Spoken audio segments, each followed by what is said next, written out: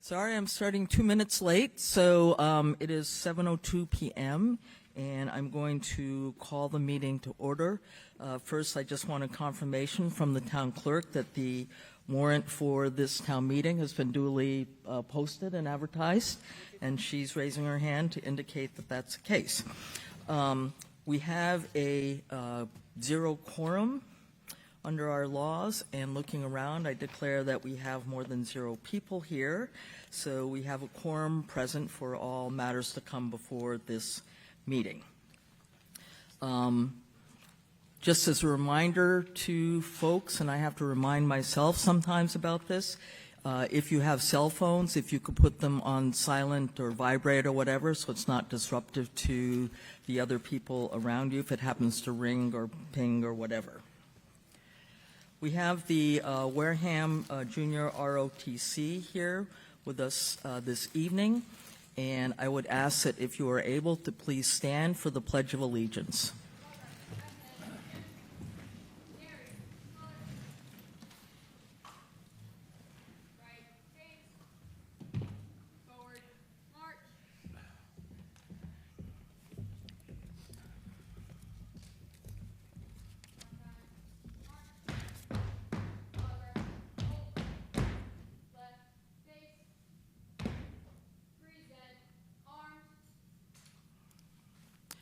I pledge allegiance to the flag of the United States of America and to the republic for which it stands, one nation, under God, indivisible, with liberty and justice for all.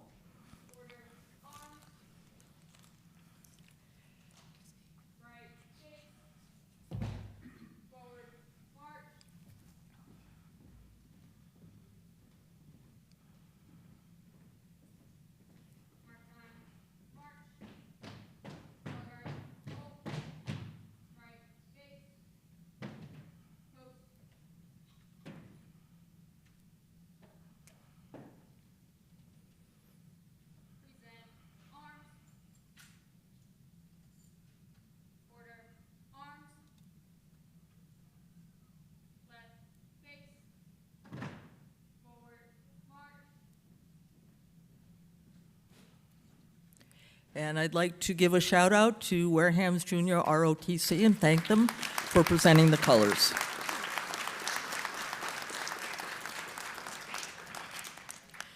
Before we get started on the various articles, I am required by our charter to do a roll call of the department heads, which I will do now. Administration. Here. Accounting. Assessors, Collector Treasurer, Information Technology, Town Clerk, Planning, Zoning, Conservation, Emergency Medical Services, Harbor Master Natural Resources, Police, Inspectional Services, Municipal Maintenance, Board of Health, Council on Aging, Library, School Department, Sewer. Thank you. And so what I'd like to do is, since after we now completed the roll call of departments, I want to introduce the people here on the stage with me. And I'll first call on the chair of the Select Board, Judith Whiteside. Good evening. To my right is Sarah Corbett, who's our clerk, Marcus Gomes, Jared Chadwick, and Joseph Still. Mr. Gomes and Mr. Still were elected in May. Thank you. Thank you. And I'll call on the chair of the Finance Committee, Jody Smith. I think his formal name is Joseph, but I know him as Jody, and ask if you could introduce the members of the Finance Committee. Thank you, Madam Moderator. To my far right is Dominic Camarino, Bernie Pigeon, Alan Slavin, Clerk, Heidi Churchill, Brianna King, Vice Chair, and I'm Jody Smith. Thank you. I'd also like to thank the Wareham School Department for setting up this facility for us. the school department IT, our IT guy way in the back there hiding, and the tellers that have volunteered to help. This town meeting will be governed by Massachusetts general laws, the bylaws of the town of Wareham, Robert's Rules of Order, and town meeting time, to the extent that they conform to the conditions of the town, and also by my rulings. There are two microphones here that you can see sort of in that middle aisle dividing the front from the back. And if you wish to speak on any particular article, please stand at one of those microphones and I will do the best I can to recognize you in the order in which you stand. You have the floor when I recognize you and allow you to speak.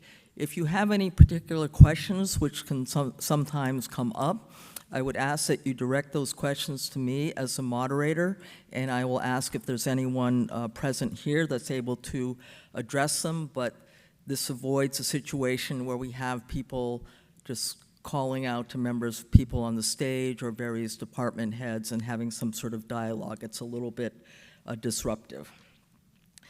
By tradition, debate will be limited to 5 minutes for the petitioner of an article to speak and 2 minutes for all subsequent speakers. When you're recognized to speak, please state your name before you begin speaking. I would also ask that, as we have for many years now at this point, but I would also ask that you treat the speakers with respect and courtesy that you would expect for yourself, that the speakers themselves treat other people with respect and courtesy. We're here to debate the issues before the meeting and not to attack each other personally. And just as a reminder, I think the people here know this just by the fact that they're here, but we are all in this together. So we'll start with what's called the consent agenda, but let me just kind of outline where I see us going. After the consent agenda, then our charter requires us to take up the articles by lottery. So the town clerk will tell me which article is up next. So it's not necessarily the order in which they appear in the Finance Committee report with the recommendations. So starting first with the consent agenda, is there a motion on the consent agenda? I move that the town pass over Article 2, Transfer of Available Funds, Article 3, Prior Year Bills and Deficits, and approve. Article 4, PEG Access Receipts Reserved for Appropriations. Article 13, Return Unused Funds from Completed Projects. Article 14, 2025 Community Preservation Act Fund Reserve Adjustment. Article 19, Budget Transfers, as printed in the warrant. Second. Motion made and seconded on the consent agenda. May I have the report and recommendation of the Select Board? The Select Board voted to pass over Article 2, Transfer of Available Funds, Article 3, Prior Year Bills and Deficits, 500. And they voted to approve PEG Access Receipts Reserved for Appropriations, 500. Article 13, Community Preservation Return Unused Funds from Completed Project, 500. Article 14, 2025 Community Preservation Act Fund Reserve Adjustment, 500. And Article 19, Budget Transfers, 500. Thank you. May I have the report and recommendation of the Finance Committee?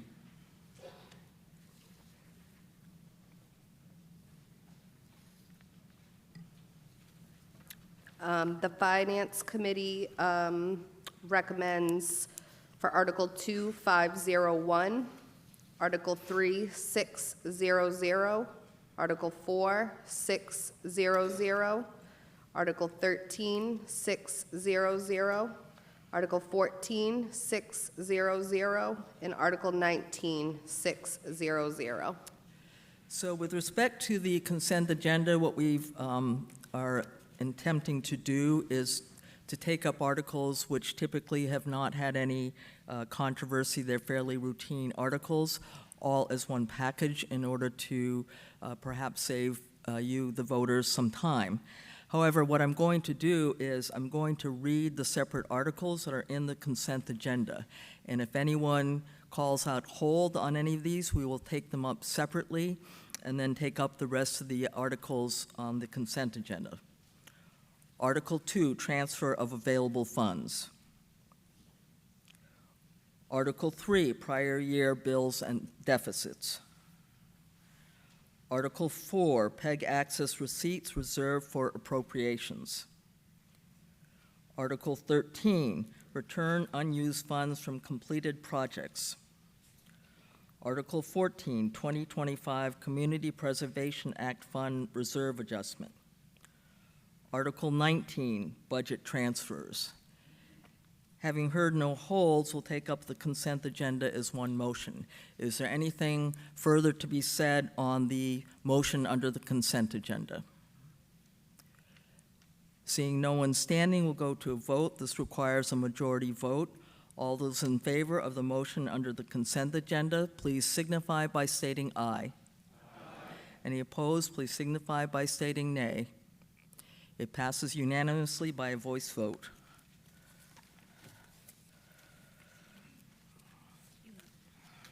Article 11.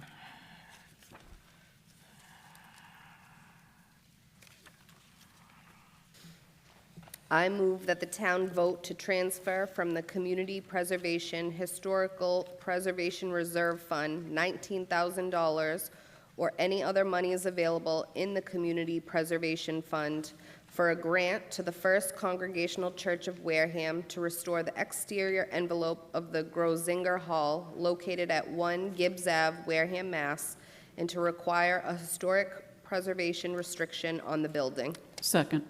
Motion made and seconded on Article 11. Is there anyone that wishes to speak? I'm sorry. May I have the report and recommendation of the Select Board?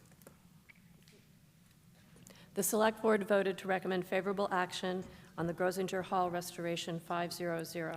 May I have the report and recommendation of the Finance Committee?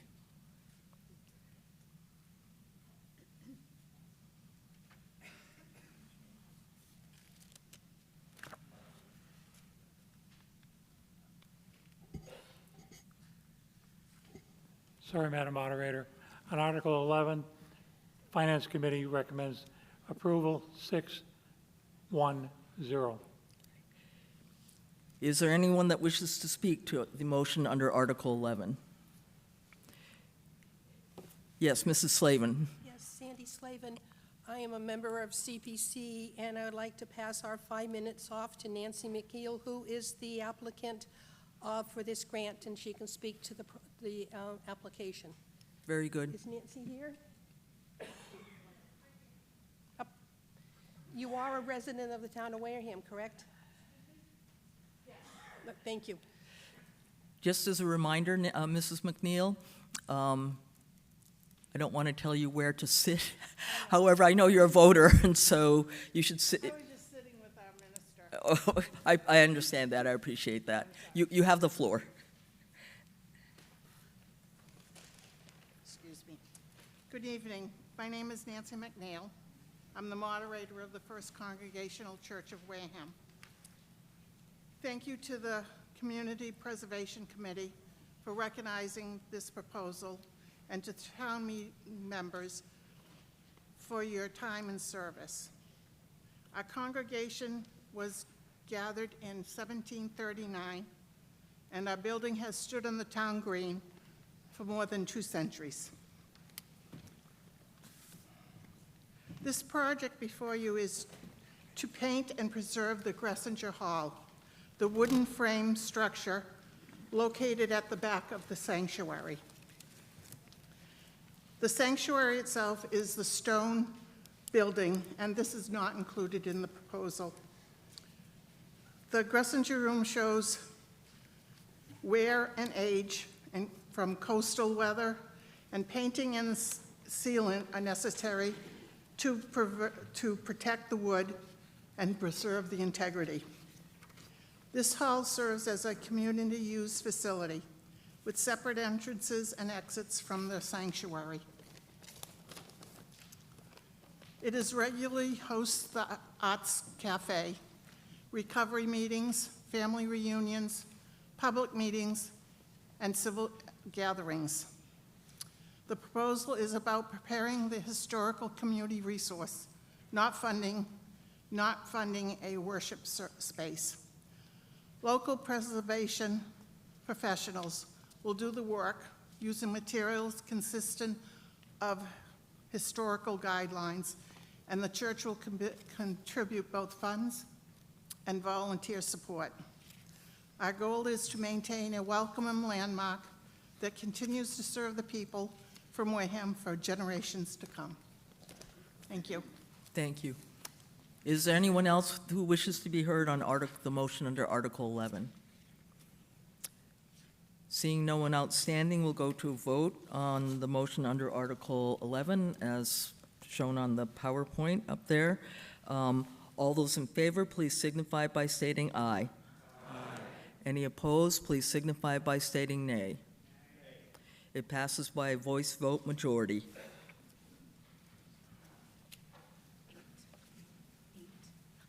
Article 8. I move that the town approve as printed in the warrant. Second. Motion made and seconded on Article 8. May I have the report and recommendation of the Select Board? The Select Board recommend favorable action, 500. May I have the report and recommendation of the Finance Committee? The Finance Committee recommends approval, 600. And moderator, through you, the current area, excuse me, that is used for the storage is inadequate for the most critical pieces of equipment that the Sewer Commission has. And they have constructed with the replacement of the clarifiers, et cetera, a new building that is heated and will allow for storage of critical equipment. It was something that was necessary, and what this provides is for the Eversource to go through our property. Everything has to have a license these days. This just approves the access to that piece of that building for the supply of power for the heat and light. Is there anything further to be said on the article which has disappeared from our screen here? Seeing... Sorry, I was waiting for a, if, it doesn't really matter for the screen. The motion is, I move that the town approve as printed in the warrant, and it's simply what the Finance Committee said. Eversource needs an easement to put in the gas line for the structure that's already been approved. So because it's an interest in property, we have to come before you, the town meeting, to get that approval. So that's what we're doing here tonight. And it essentially went Tony Lane, which is the entrance point to the water pollution control facility. When you get to the end where the facility's opening up, goes across the front of the road, and then doglegs over to the left. And I think it's, looking at the paperwork, it's about 95 feet. So appreciate your consideration. Is there anything further to be said on the motion on Article 8? Seeing no one outstanding, we'll go to a vote. This being an interest in real estate, it requires a 2/3 vote. All those in favor on the motion under Article 8, please signify by stating aye. Aye. Any opposed, please signify by stating nay. I declare that it's a 2/3 majority by voice vote.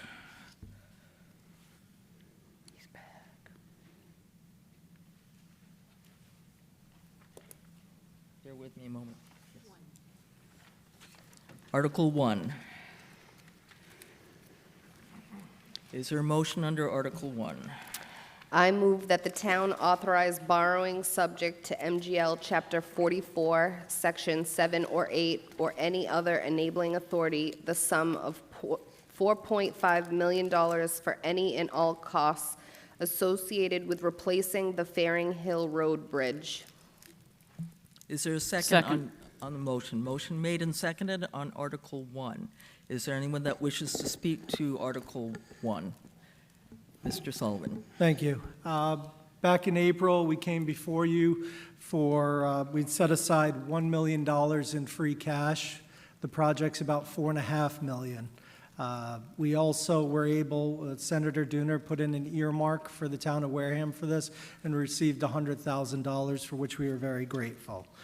We do not have free cash certified at this time, which is what we'd like to pay for this. So, as you all know, and as we spoke before, this is a very important location, this bridge in our town. A lot of traffic goes through. We had received a weight limit on it, which had included initially public safety vehicles, so ambulances, fire trucks were not able to go through it. We did, through the work of the public safety team and the emergency management director, we were able to get an abeyance on that, and our public safety vehicles could go through. This bridge is continuing to deteriorate, so rather waiting for a Springtown meeting, which would be our next bite of the apple, we're asking for the authorization to borrow $4.5 million. And then the plan is that allows us, once I have the funding, I can go forward and bid out the project. The project, again, is estimated to be about 4.5, and with us already having the 1.1, I am still asking for additional $4.5 million because I have to be honest, with everything going on today, what costs $4.5 million today could cost $5-6 million within a year from now. So our plan is to borrow the funds, and then in April town meeting, we would like to move the free cash over that we know will be set and available. So this authorization allows us to move forward with the bidding and try and get this project done. Thank you for your time. Thank you. May I have the report and recommendation of the Select Board? The Select Board recommends favorable action 500. May I have the report and recommendation of the Finance Committee? Finance Committee voted 501. Thank you. Is there anything further to? 501. Yep. Is there anything further to be said on the motion under Article 1? Seeing no one standing who wishes to be heard, we'll go to a vote on Article 1. Because this involves an authorization for borrowing, a two-thirds vote is required. All those in favor of the motion under Article 1, please signify by stating aye. Any opposed, please signify by stating nay. It passes by a two-thirds voice vote.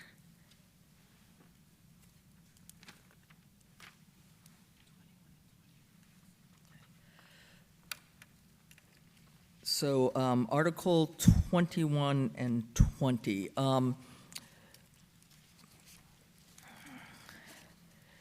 Articles 20 and 21 both are related to the Carver-Wareham Regional Refuse District.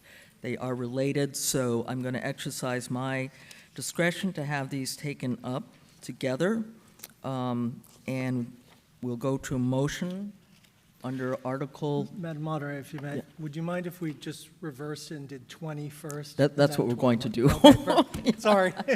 I think what happened is I think 21 came up on our magic lottery Okay. system, and that's why it appeared on the board. But I think it makes more sense to do Article 20 first, and I'll exercise my discretion to do that. Once we act on that, we'll go to Article 21. Is there a motion under Article 20? I move that the town vote to authorize the Select Board to acquire for general municipal purposes certain parcels of land known as 0 Kings Highway and 0 Cranberry Highway in Rochester, Mass., including the buildings and fixtures thereon, such land consisting of 10.57 acres, more or less, shown as lots 17-54-0 and 17-54A-0 on Rochester Assessor's maps currently used as the town's transfer station, and further to borrow subject to MGL Chapter 44, Section 7 or 8, or any other enabling authority the sum of $750,000, and further, to authorize the Select Board to execute any and all instruments necessary to effectuate such purchase, and further, to authorize the town administrator to make any and all expenditures necessary to effectuate said purchase. Second. Motion made and seconded on Article 20. May I have the report and recommendation of the Select Board? The Select Board recommends favorable action 500. May I have the report and recommendation of the Finance Committee? Finance Committee recommends 600. Is there anyone who wishes to speak to the article? Mr. Sullivan. Thank you. If you're not sick of my voice yet, you will be, so this is going to take a little bit of time. I apologize. The Carver, Marion, Wareham Regional Refuse District started back in 1973, believe it or not. And throughout that time, a few things changed. One, they bought the land of the transfer station, which we currently utilize, and CMAS came in and actually started running the transfer station and accepting all the waste for free due to their impacts to the community, but also they were dumping ash to the landfill that was in Carver, which the district owned. So fast forward to about 2020, that agreement with CMAS went away. It ended, and the landfill itself, all the cells filled up and began to be capped. So at that point, we had the option to do nothing or move forward with trash programs.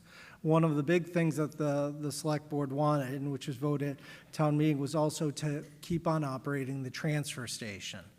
So we went to CMW, and Marion actually left the district around that time, and we said, we'd like to keep on operating the transfer station. Wareham residents would utilize it through the sticker program, pay as you throw. Carver residents can use it. They pay $140 rather than the $125 for the sticker for it, but they utilize most of the same stuff, not our brush pile. So that's worked for about the past 4 or 5 years. But now we come to the point where the district really doesn't serve a purpose anymore.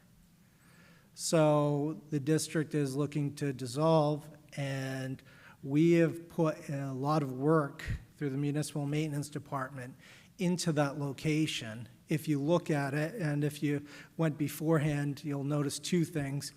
It's much more cleaner. In fact, I'd say clean, and it's orderly. Usually things you don't think about with the transfer station. But, so we have the opportunity now to, if you will, purchase this. And it's part of the agreement that a community is able to. They did 4, I believe, 4 appraisals on it, ranging from $1.72 million to $590,000. There's one for $740,000, and it's assessed at $753,000.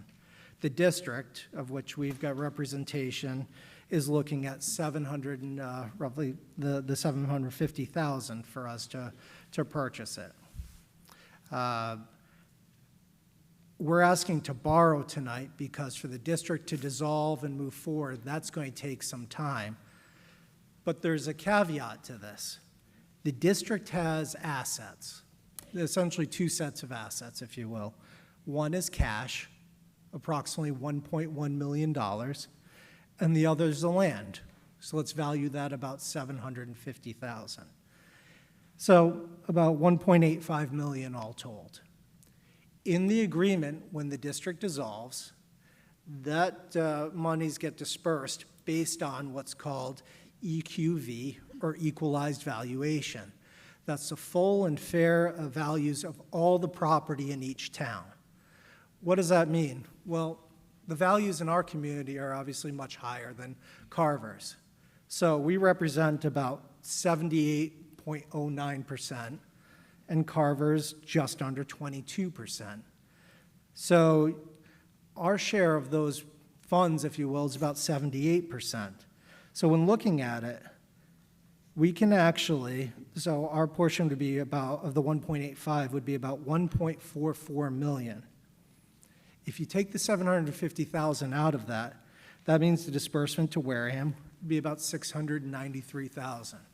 So we can actually acquire this without having to pay anything from our general fund or really do the actual permanent borrowing. And that's my recommendation, and that's what I'd like to see us move forward. I think we have almost 3,000 households that utilize that transfer station. Carver has about 300. And I think this could be a win for the community. We still have to negotiate with Carver through the district and the district itself, but they have said that they would like to sell it, and Carver approved this at their town meeting earlier, both the dissolution and I think they only had the dissolution, did they have this, and the sale too, excuse me, the sale, and they approved that as well. So I apologize for the long-winded, but there's a lot of information that I wanted you to have. Thank you. Ms. Whiteside. I'm one of the members on the board, or the commission, and the commission, there are 6 members, and we voted unanimously to dissolve the district. We feel that it has served its purpose, so the district is asking the towns, the respective towns, to do this. Thank you.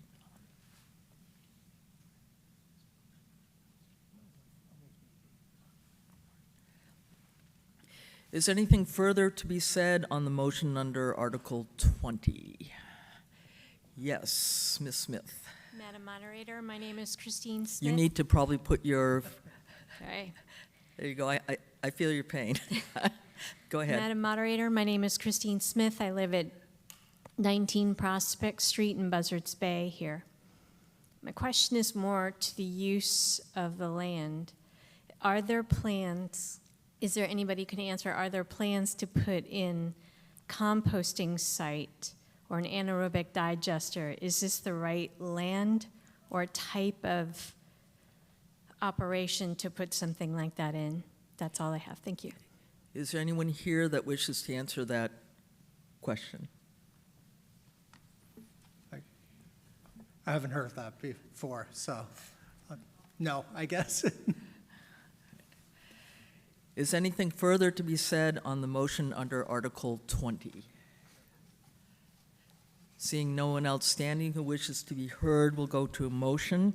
This is a borrowing authorization, so it requires in addition to acquisition of real estate, so it requires a 2/3 vote. All those in favor on the motion under Article 20, please signify by stating aye. Any opposed, please signify by stating nay. It passes by a 2/3 voice vote. Article 21. Is there a motion under Article 21? I move that the town approve as printed in the warrant. Second. Motion made and seconded under Article 21. Is there anyone that wishes to speak to the article? Mr. Sullivan. So I will not rehash what I just said. This is the non-binding referendum. This is our town letting the Wareham representatives on that board know whether we'd like to dissolve it or not. So a yay would say yes, please go ahead and dissolve it. Thank you. May I have a vote and recommendation of the Select Board? Select Board recommended favorable action 500. May I have the vote and recommendation of the Finance Committee? Finance Committee voted 600. Is there anyone else that wishes to be heard on the motion under Article 21? Yes. Jeff Sweat, District 1. I may be confused, but this article says that we're entitled to 70% of the assets of this commission. I assume the assets are both the land and the cash. Therefore, it would seem to me what we really need to do is buy Carver out of the value that the land represents, because the land isn't fungible like cash. Why aren't we doing that? Why are we paying $750,000 for the land, which we're entitled to 70% of, because that's part of the assets that are being distributed. Through you, Madam Moderator, to Mr. Sullivan. Yes, thank you, Mr. Sweat. Mr. Sullivan, if you wish to answer the question. And I apologize, I put a mint in my mouth, so, good question. We're essentially doing a ban on this. I still need the authorization. Not really a ban, that'd be a bond anticipatory note. We're doing temporary borrowing because the actual dissolution of this can take over a year. You'll need to go through special legislation that the district itself will have to put forth.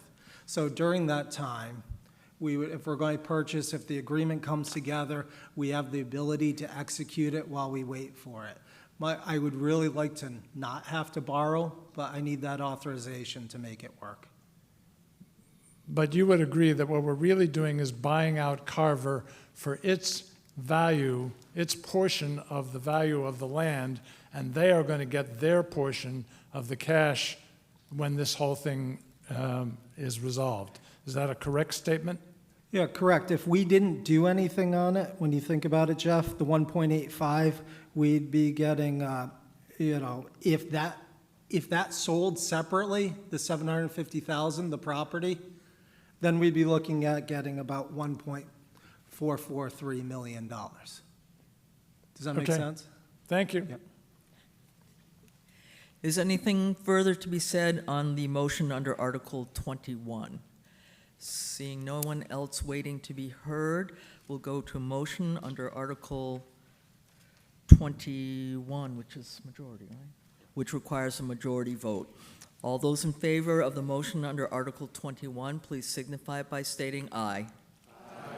Any opposed, please signify by stating nay. Passes unanimously on a voice vote.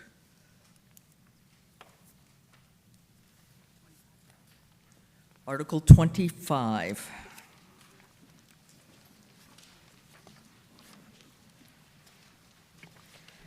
I move the town vote to amend the Wareham zoning bylaws, Article 8, Section 830 to 837, inclusive, as follows, and authorize the attached local action unit application 830 for town to utilize this zoning bylaw as amended by adding the written word 5 at the end of the first line in Section 833.3 and changing the word sold for rented in the fifth line in Section 836.3. Is there a second on the motion? Second. So before we go forward, I will need the report and recommendation from the planning board. Thank you, Mrs. Gleason. Jane Gleason, Chair of the Wareham Planning Board. On Article 25, amendments to the Local Initiative Program, the Planning Board voted 5-0-0 to not recommend. And when was the date of the planning board hearing? Oh, gosh. It was October 20th. Thank you. Yes, it was October 20th. Thank you. Yes. Okay.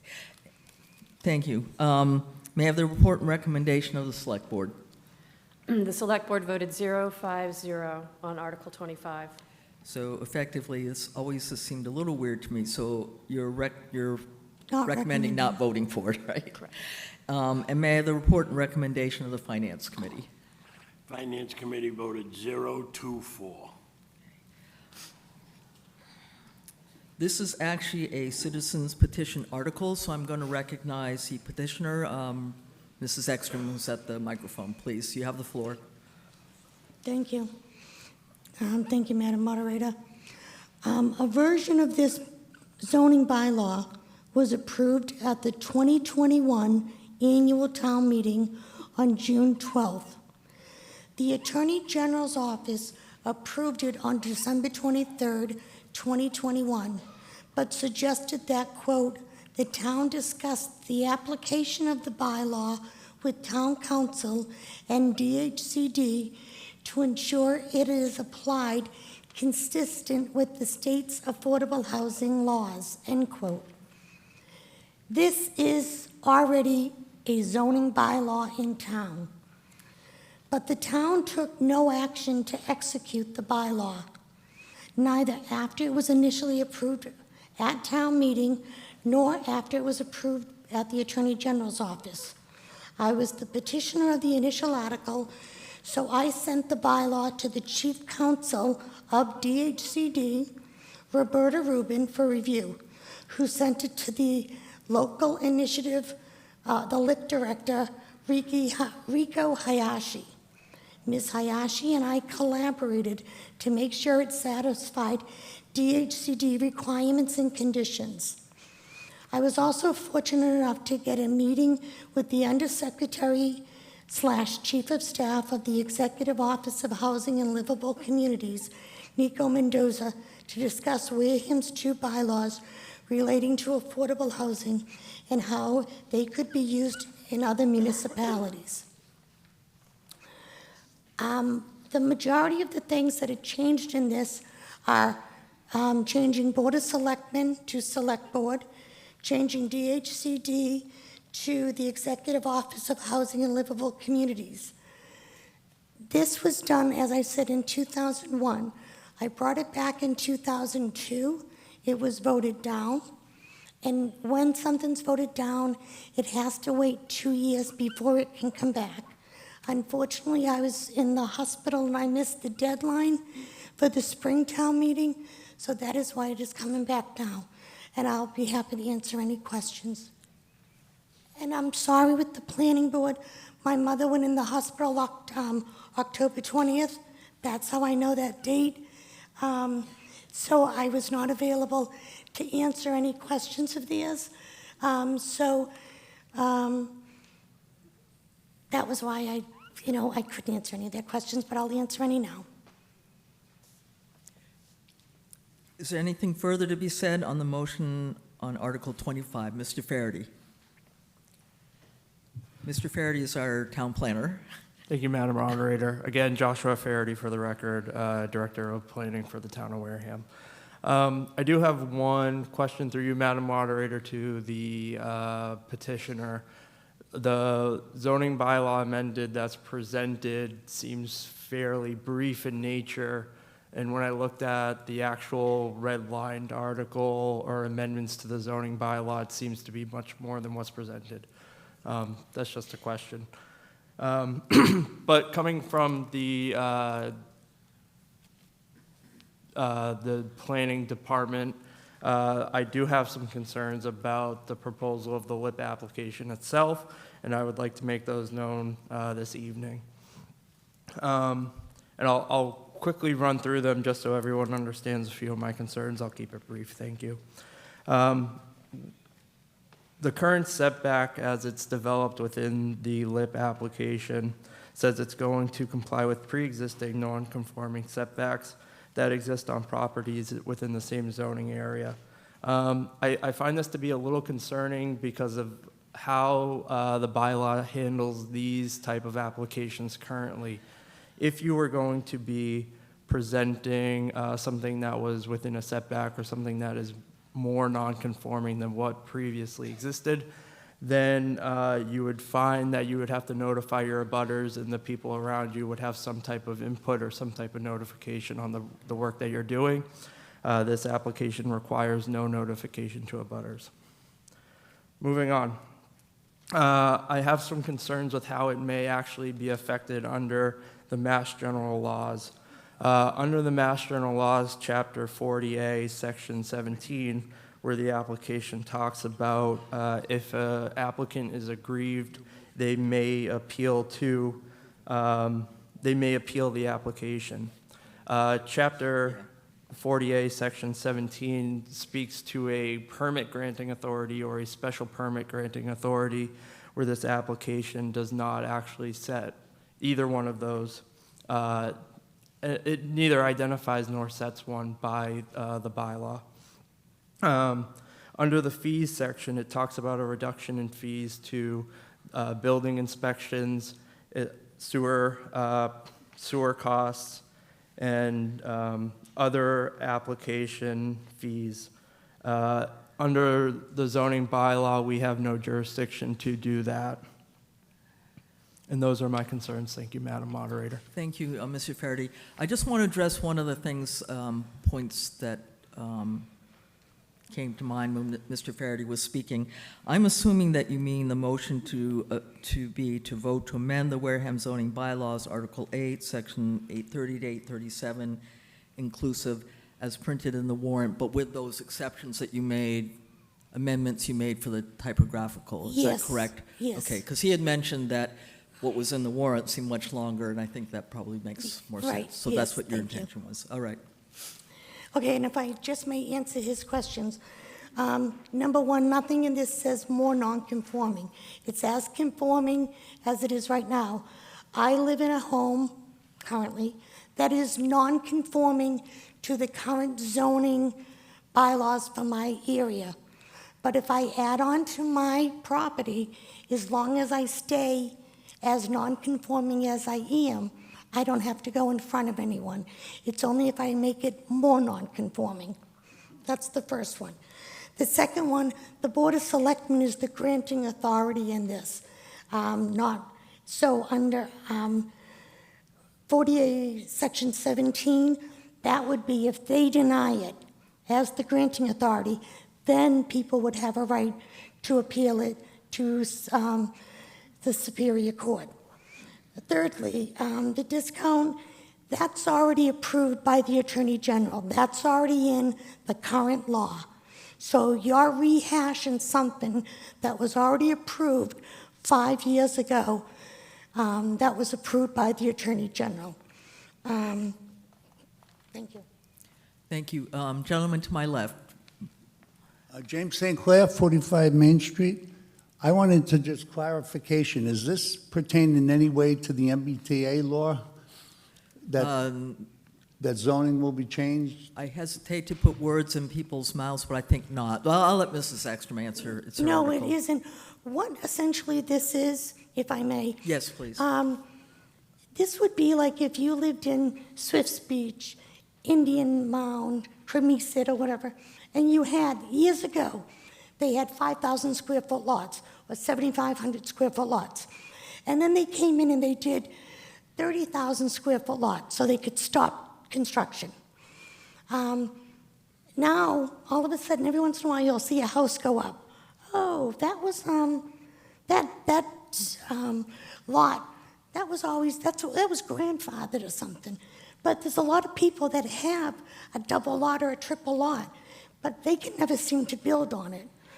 My zoning article is if you want to divide your property, as long as there was previous lots that were joined in common ownership, and you want to put an affordable house, which affordable, for anyone that needs to know, right now, it's about $300,000.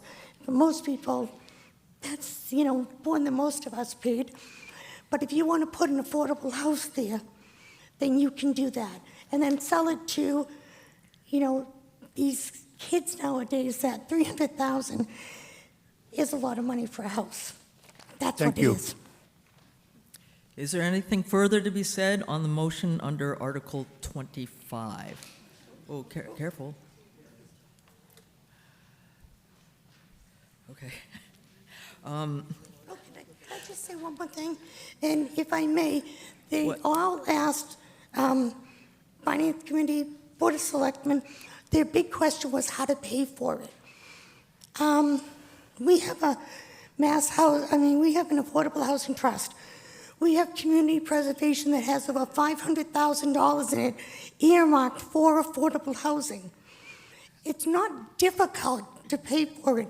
This program will pay for itself with the revenues that come in. And every house that gets built, we're going to end up with another $2,500 to $4,000 in taxes. Thank you, Mrs. Ekstrom. Thank you. Seeing no one else standing, we'll go to a vote on the motion under Article 25. It is a zoning bylaw amendment, requires a 2/3 vote. I'm sorry, only a simple majority. I'm sorry, I apologize for that. And I just want to double check also with the planning board, because it's a housing bylaw. I assume that the planning board has made a determination that a majority vote only is required for this particular zoning bylaw amendment. Is that correct? I think it's fairly clear that is a housing thing. So Mrs. Ekstrom is correct, because it's a housing initiative, so to speak. It only requires a majority vote to pass. So I apologize for creating that confusion. All those in favor on the motion under Article 25, please signify by stating aye. Aye. Any opposed, please signify by stating nay. Nay. The nays have it on a voice vote. The motion under Article 25 fails. Article 10. Is there a motion under Article 10? Excuse me. I move that the town vote to transfer from the community preservation, is this the right one? Yes. Community Preservation Historical Preservation Reserve Fund, $500,000, and transfer from Community Preservation Undesignated Funds, $140,000, or any other monies available in the Community Preservation Fund, the total sum of $640,000 for a grant to Wareham Historical Society to restore the exterior envelope of the Faring Tavern located at 11 Elm Street, Wareham, Mass., and to require a historic preservation restriction on the building. Second. Is there a second? Motion made and seconded on Article 10. May I have the vote and recommendation of the Select Board? Select Board voted favorable action 500. May I have the report and recommendation of the Finance Committee? Finance Committee votes recommendation approval of this article 410. Is there anyone who wishes to speak to the article? Yes, Mrs. Slavin. Sandy Slavin, member of CPC. I'd like to give our 5 minutes to Angie Dunham, president of the Wareham Historical Society, and the applicant for this article. Thank you. Thank you. Mrs. Dunham. There you go. Angela Dunham, Precinct 3, President of the Wareham Historical Society. The Fearing Tavern is in a very severe state of deterioration. The history behind it leaves no other conclusion except that this is the most historical building in the town. The building at one point in time belonged to the Akins family because they owned the diner that is back with it. And when they decided to move from that building, they vacated the building, took most of what they had out of it. The new owner came along. And in the meantime, while that was all in process, vandals broke in and set the building on fire. There was extensive damage to that home. The owner, Ernie Blanchard, who, again, was only interested in the diner, then offered it to the Wareham Historical Society. The Wareham Historical Society restored the tavern in 1958. It's located on Elm Street, 11 Elm Street in Wareham, down by the Tremont Nail Factory. And for many reasons, this building is historically important to the town. It was where the selectmen would meet, where they held court.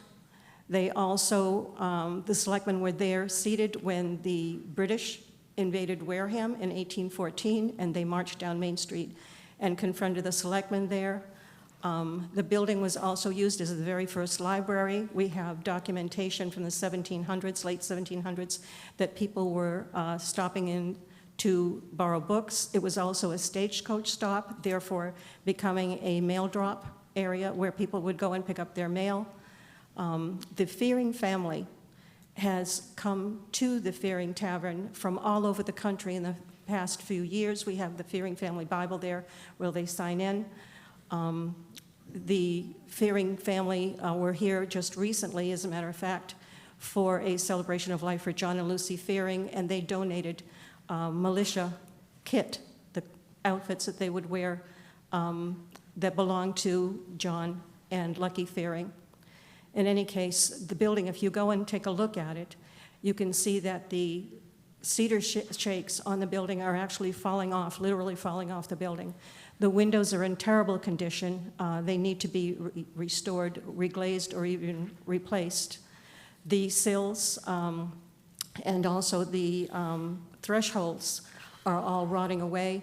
The interior flooring, when you first walked in, the boards, for lack of a better word, were kind of spongy, and they needed to be shored up because of the fact that the beams underneath the structure that faces Elm Street, they needed to be sistered, which was done this past year, so that's all been stabilized now. But we need to preserve this building because this is one of the most historical, important buildings in this town, and I ask for your support, please, to help us restore and rehabilitate this building. Thank you. Gentleman to my right. Jerry Cardillo, and I'm nothing against the Historic Society, but this town has to do something with real estate taxes for the elderly people of this town. I'd like to direct that question to the town monitor, please. Well, yeah. No, I hear you. So I think that your point, I'm sure, will be considered by the people up here on the stage, but it is not within the scope of this particular article. I understand that. In this thing, have you tried to raise money from this group? If we pass something around? Well, no, money? see, now you're, all right, so here's the thing. Yeah. If you wish to answer a question, Yeah. then you can direct that to me, and I I'll will see do if that. there's anyone that can answer your question. I think your question is, has anyone passed the hat to raise money for this particular project? I'm not sure anyone can really answer that, but if there's someone that wishes to do that, please speak up. I would like to give up some of my time if I have any time available. No, you have time to answer the question, please. Thank you. CPC funds are already funds that are designated in 4 different pools. This is not going to affect anybody's real estate taxes. It's not going to increase your taxes at all.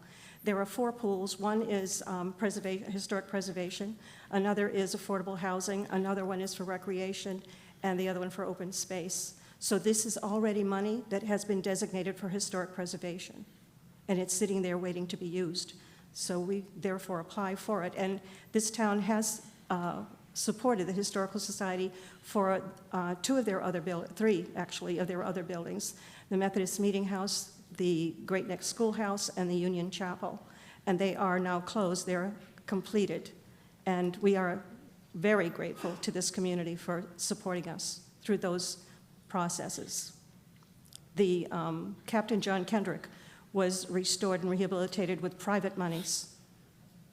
So this is not going to increase your taxes, and it cannot be used for any other purpose other than those 4 designations that I mentioned. Thank you. Did you have something further that you wish to say? You have the floor. There's so many people here that will vote yes on this issue, fine. But how many here were willing to come up with $20 and help that? Thank you. Thank you so much. Thank you. Is there anything further to be said on the motion under Article 10? Seeing you're not standing, right, Mrs. Dunham? Seeing no one else standing, we'll go to a vote on the motion under Article 10. It's a majority vote. All those in favor, please signify by stating aye. Aye. Any opposed, please signify by stating nay. It passes by a majority voice vote. I had a question for the lady that Well, was we've just already, up no, here. we've Yeah, already. I know, I'm No, sorry. you I have to couldn't get step- out of my seat. You'll have to step back. That's fine. I'm sorry.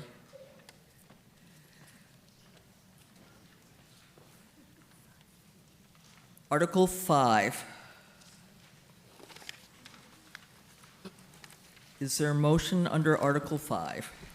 I move that the town approve the transfer of $68,300 to fund vessel dockage permit software permit supplies, and authorize the borrowing of $180,000 as a capital lease for 2 4x4 vehicles, including all equipment and borrowing costs, the first year payment to be funded through this transfer. Second. Is there a second? Motion made and seconded under Article 5. May I have the report and recommendation of the Select Board? The Select Board recommended favorable action 500. May I have the report and recommendation of the Finance Committee? Finance Committee voted 6-0-0, and I would request that the Harbor Master, Mr. Buckminster, speak if necessary. Thank you. Is there anyone that wishes to speak to the article?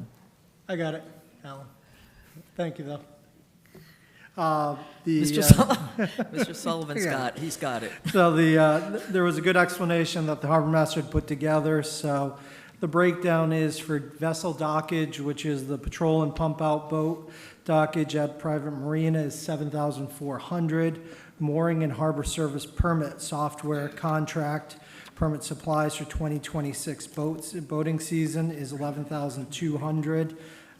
That's all the software required for doing the actual permits. And then we're doing a vehicle purchase lease payment, and that's to purchase and equip. So that's purchasing the 4x4s, putting the lights on, putting the radios, everything required to outfit that, including any of the public safety devices or anything else that we need within them.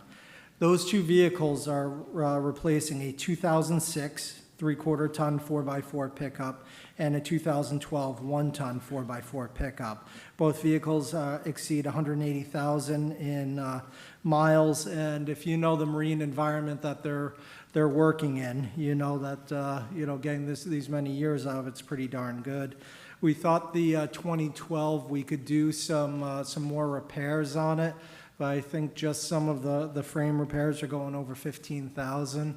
So we're going to do this, actually do them as a capital lease, which is a little different than probably what you're used to with a lease. At the end of it, we own them. So these come out of the harbor service permit fees. So we can't use those fees for, teachers or paving roads or anything. They can only be used for these sorts of related services. So it's an appropriate use of them. Thank you. Is there anything further to be said on the motion under Article 5? Seeing no one else standing, we'll go to a vote. Because it's a borrowing authorization, it requires a 2/3 vote. All those in favor, please signify by stating aye. Aye. Any opposed, please signify by stating nay. It passes unanimously.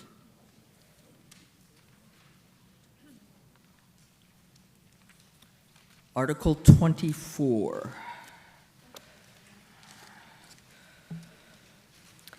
I move the town require the administration to provide each elected official an individual town email address for which their constituents are able to reach them, and to provide every appointed board, committee, and commission an email address that can be accessed by the chairman of each entity.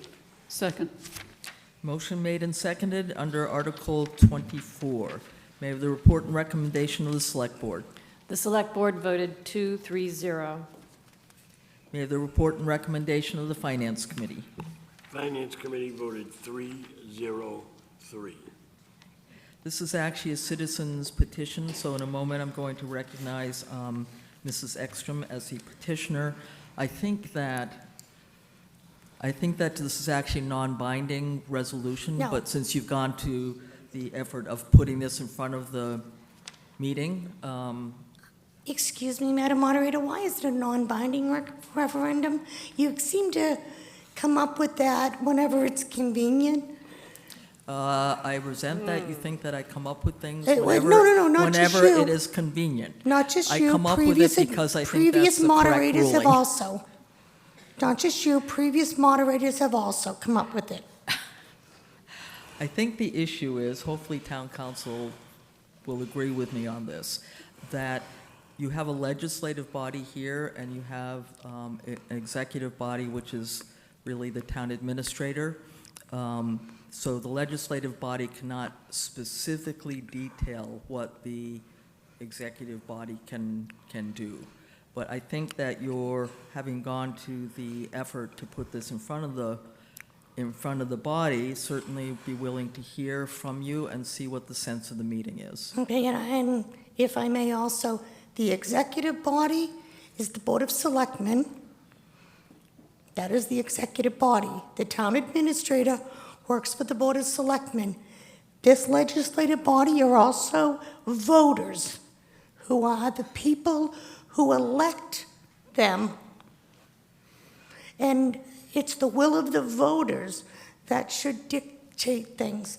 We're also the taxpayers who pay for things. So that's why I'm saying that I think that this should not be a referendum or just an opinion of people. Okay, so if I may. Yes, please And proceed. we can go on with that after, but this is pretty simple. I think that if anyone in this town runs for an elected office and asks for our vote, I think the voters should be able to get in touch with them. I have always been able to get in touch with my state rep, my state senator, my U.S. congressman, my U.S. senator, and even the President of the United States, as long as my county commissioners and anyone else who I've ever elected to office. And I have gotten responses from them. And I think that if any of the people that I elect in my local government, I think I should be able to reach out to them. And for those of you who don't know, most of you do, I was a selectman for 6 years.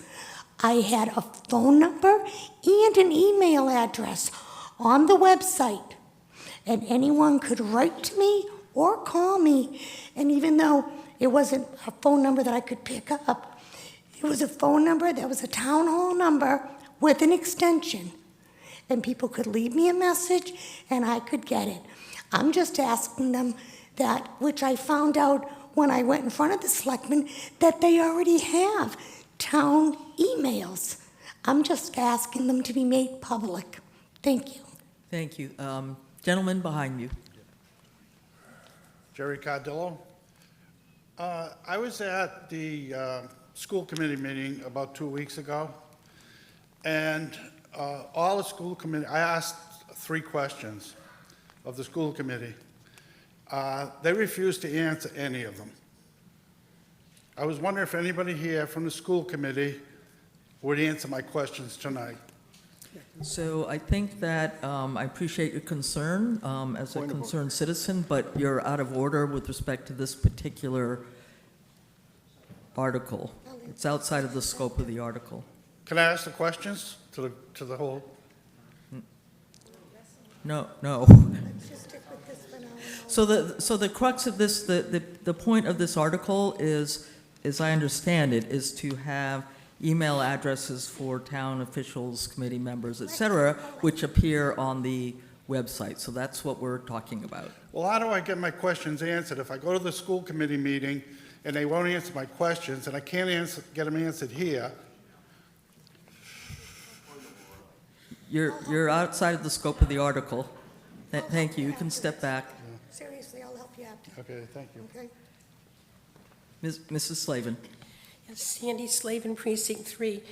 My question is, if I heard correctly, every elected official has their own email in town? And I'd like to know, where's mine? I'm an elected sewer commissioner, and I didn't know I had an email. But my question is, how many people that are elected to the town of Wareham, other than the select board, have their emails? I'm talking sewer, assessors, Board of Health, and... You're not elected. Okay, sorry, school board. Did I miss anybody? And you got 1 or 2 people on the Housing...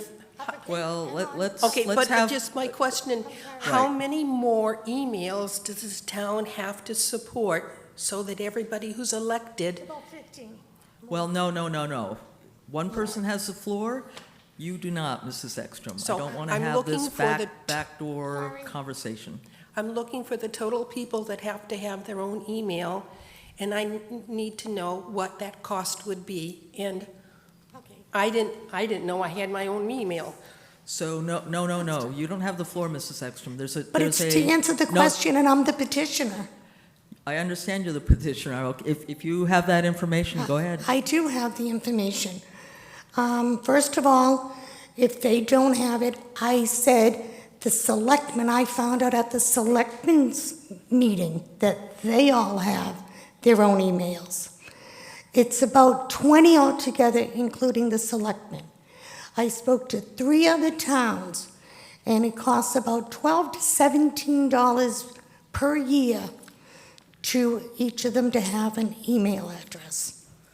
Thank you. You still have the floor for a little bit, Mrs. Slavin. Sorry, Is there something else you wish to say? follow-up question. Every appointed board, committee, and commission will have their own email, so it can be assessed by the chairman of each entity. I want to know how many boards, committees would need a separate email that has to be accessed by a chairman, and the cost of that. Is there anyone here that can, and then I'll recognize you, is there anyone here that can answer that question? Yeah, it's a bit of a two-parter. So I'm just looking at, out of the 33 boards and committees, the following 12 do not have email addresses. Alternate Energy Committee, Appointing Authority, Bylaw Review, Cable Advisory, Capital Planning, Carver, Marion, Wareham Regional Refuse Disposal District, Comprehensive Zoning Bylaw Review Committee, Historical, Minot Forest, Open Space, Recycling, and then there's a Register of Voters. Before, when the sewer commissioners were established, they did not take a address in the Board of Assessors. And then I think the deputy moderator doesn't have an email. Sorry, Claire. And then for the cost, and I'm sorry, Matt, I know ours is approximately $12 per month. I know you're saying per year. That's what I was speaking with our IT director. We'll reach out and try and find how they're getting Microsoft to do that for that amount. Then you have an archiving cost on top of it. And then we have for access, because we have the dual factor authentication, you have to have a fun little key fob now because those are, or we'll start losing our insurance company. Maya won't cover us on these. So it's approximately, because with archiving everything, about a little over $200 per year per email address. And could I ask what your annual salary is, Mr. Sullivan? About $223,000. Thank you. So, Mr. Camerano. Yes, moderator, through you, just for information, I'm an elected official. I have an email address through Upper Tech. Thank you. Is there anything further to be said, Mrs. Whiteside? Just for, excuse me, just for the record, on the Select Board webpage, each of the Select Board members has an address, and the phone number is also listed on that. And were you going to, Mr. Chadwick, were you going to make the same point? Is anything further to be said on the motion under Article 24? I see no one else standing, so we'll go to a vote. All those in favor on the motion under Article 24, please signify by stating aye. Aye. All those opposed, please signify by stating nay. Nay. The motion fails by a voice vote.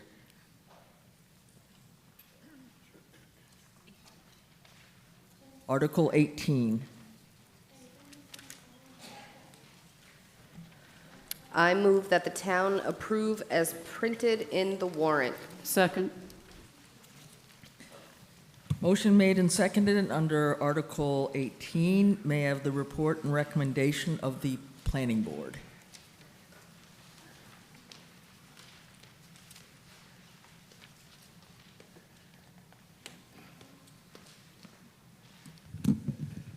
Jane Gleason, Chair of the Planning Board. Article 18 on October 6th, 2025. This is in regard to addition of language regarding contractor bays and contractor yards.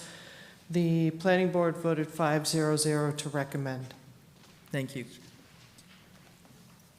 Is there anyone that wishes to speak to the article? Mr. Farady. Good evening. Again, for the record, Joshua Faraday, Director of Planning for the Town of Wareham. Excuse me. I have a presentation that I believe IT is working on putting up now. Thank you.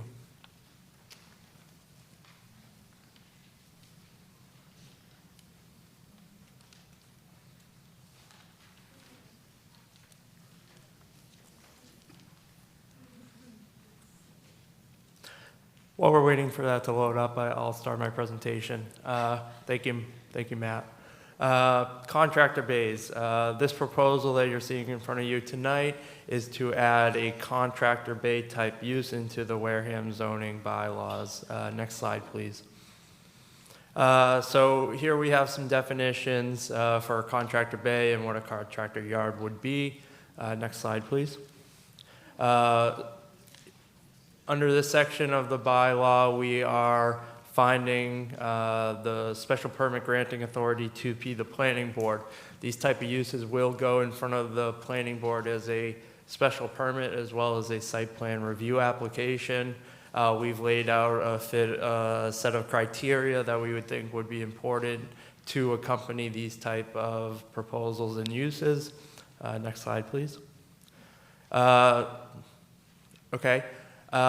So that nice white line you see across the middle of the screen there, that is supposed to be what our current Article 3, the table of use regulations, it didn't populate so well, I'm sorry for that, but I'll give you an idea of what it says. It basically restricts these type of uses into our commercial and industrial zoning districts and keeps it out of our residential zoning districts. It sets, this article will also set parking requirements, just stating how many parking spaces are needed to accompany this type of use. Next slide. And this is a conceptual plan. If you were to impose all of the standards that we put in front of this article, this is what we might expect to see from an applicant. And that will conclude my presentation. Thank you. Thank you. Is there anything further to be said on the motion under Article 18? Oh, I'm sorry. May I have the report and recommendation of the Select Board? Select Board recommended favorable action 5-0-0. May I have the report and recommendation of the Finance Committee? Finance Committee recommends favorable action 5-0-0.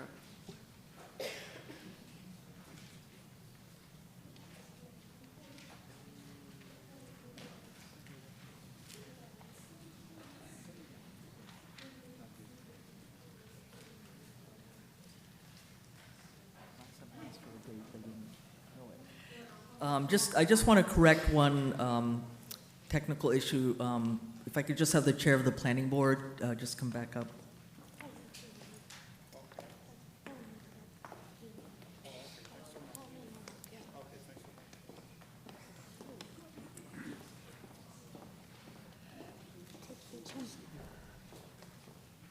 So I just want to make sure that we have the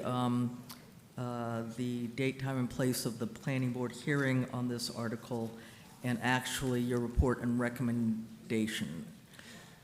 So the meeting at which this was voted on was on 10/6/2025, so October 6th, 2025. It was an off-cycle meeting that we moved to the 6th because the 13th, which would have been our regular scheduled meeting, was Indigenous Peoples' Day or Columbus Day, or whatever people call it. So it's October 6th, 2025, October 6th, in the 2025. meeting room at the town hall, is that correct? We were actually in Town Hall. We were not in the Multi-Service Center that day. It was fully advertised as such. And the report and recommendation then was, your vote was, and the report and recommendation were? 5-0-0 in favor of this, to recommend it. Thank you. Just needed to get that clarified. Yes. Thank you.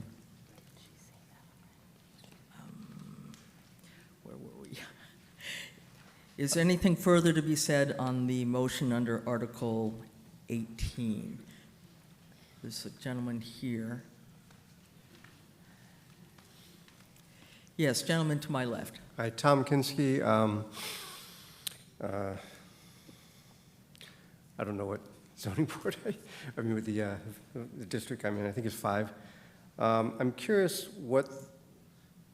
where these zones, where these contractor bays would be located, and is there like an upper limit as to how many contractor bays could be permitted? The graphic that was shown on the board showed 5 or 6, I think, which seemed to be reasonable, but is it possible that they could be more? And how close to residential areas would they be? So I think, Mr. Faraday, are you able to answer that question, or questions? Yep. So under the zoning bylaw, we have identified zoning districts. Those are identified as your residential 130, residential 160. And then we also identify some as the industrial zone, commercial strip zone. So what we've done is we've allowed these by special permit, which would be a process to go through in front of the planning board, outside of any residential districts. So they would not be allowed to be located within a residential district unless, in fact, they were applied to the Zoning Board of Appeals for a use variance within that district. As far as the size that you could see, there are restrictions within the zoning bylaw that speak to lot coverage. There are requirements under the state law that talk about the stormwater and the capacity of what they can hold. And there is, I would say, an industry standard of keeping these buildings to a 4 to 5 bay to prevent them from needing a sprinkler system, which is an added cost to these applications. So in a lot of communities, you may see that the scenario that I laid out in front of you is very common because they're trying to keep it under a 5,000 square foot threshold. All right, thank you. Thank you. Is there anything further to be said on the motion under Article 18? Seeing no one else standing, we'll go to a vote on the motion under Article 18. This is a zoning bylaw amendment, requires a 2/3 vote. All those in favor, please signify by stating aye. Aye. Any opposed, please signify by stating nay. It passes by unanimous vote, so we have a 2/3 vote on that. Article 23. I move the town require the expiration dates of all elected and appointed positions to be posted on the corresponding webpage of said board, committee, or commission on the town's website. Second. Motion made and seconded on the Article 23. This is another privately petitioned article, but I do not see the... She just left. Oh, I do not see the petitioner.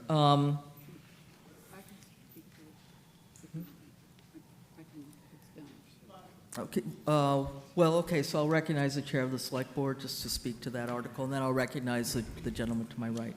Please. Thank you. The process of putting the expiry dates of all elected and appointed people on all of our boards and commissions took almost 2 years to accomplish. It has been accomplished as of last week. When there is a vacancy on a board, we post that as well. So this has, in fact, been accomplished. Gentleman on my right.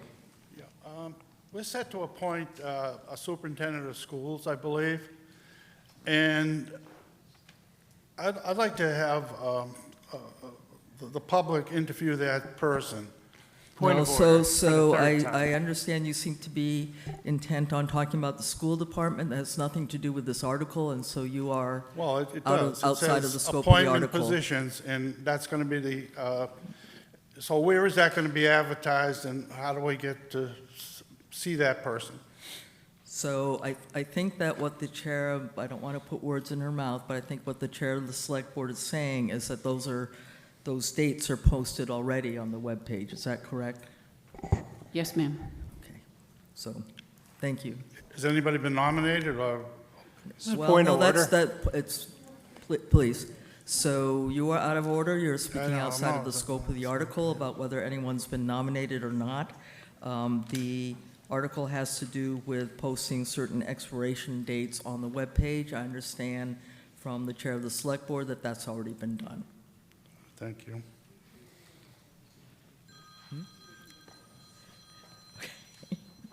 May I have the report and recommendation of the select board?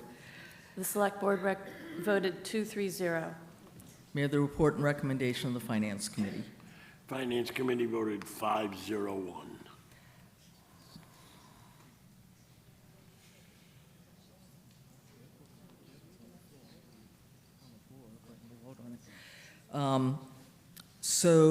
Motion made and seconded under Article 23. All those in favor, please signify by stating aye. Any opposed, please signify by stating nay. It passes by unanimously by voice vote.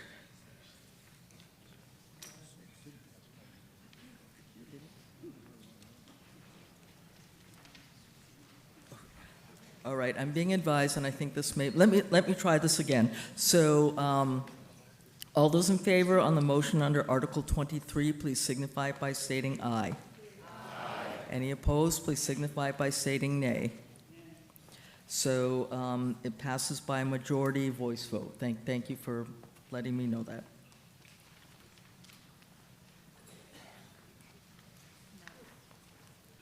Article 9.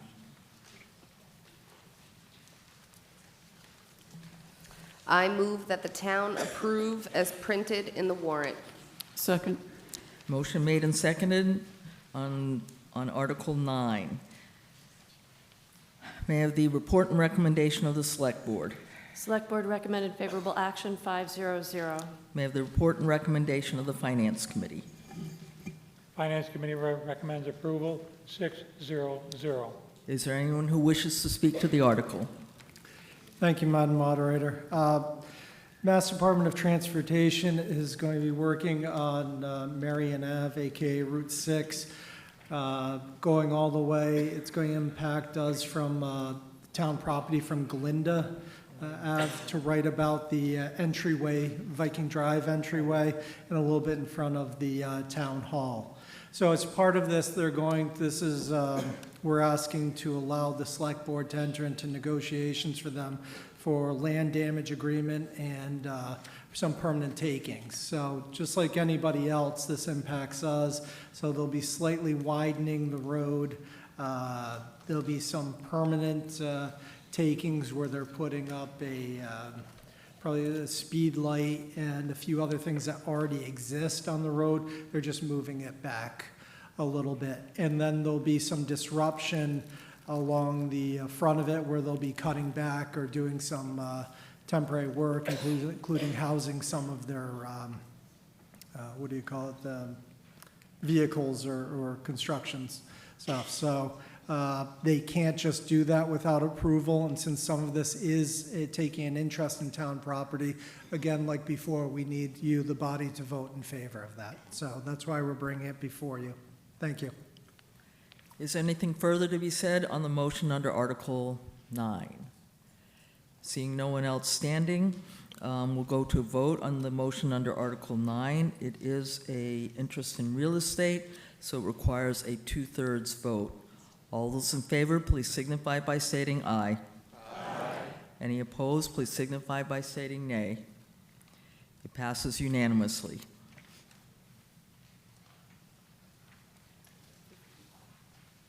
Article 15. Is there a motion on Article 15? I move that the town approve as printed in the warrant. Second. Motion made and seconded on Article 15. May I have the report and recommendation of the Planning Board? Mrs. Gleason. Jane Gleason, Chair of the Wareham Planning Board.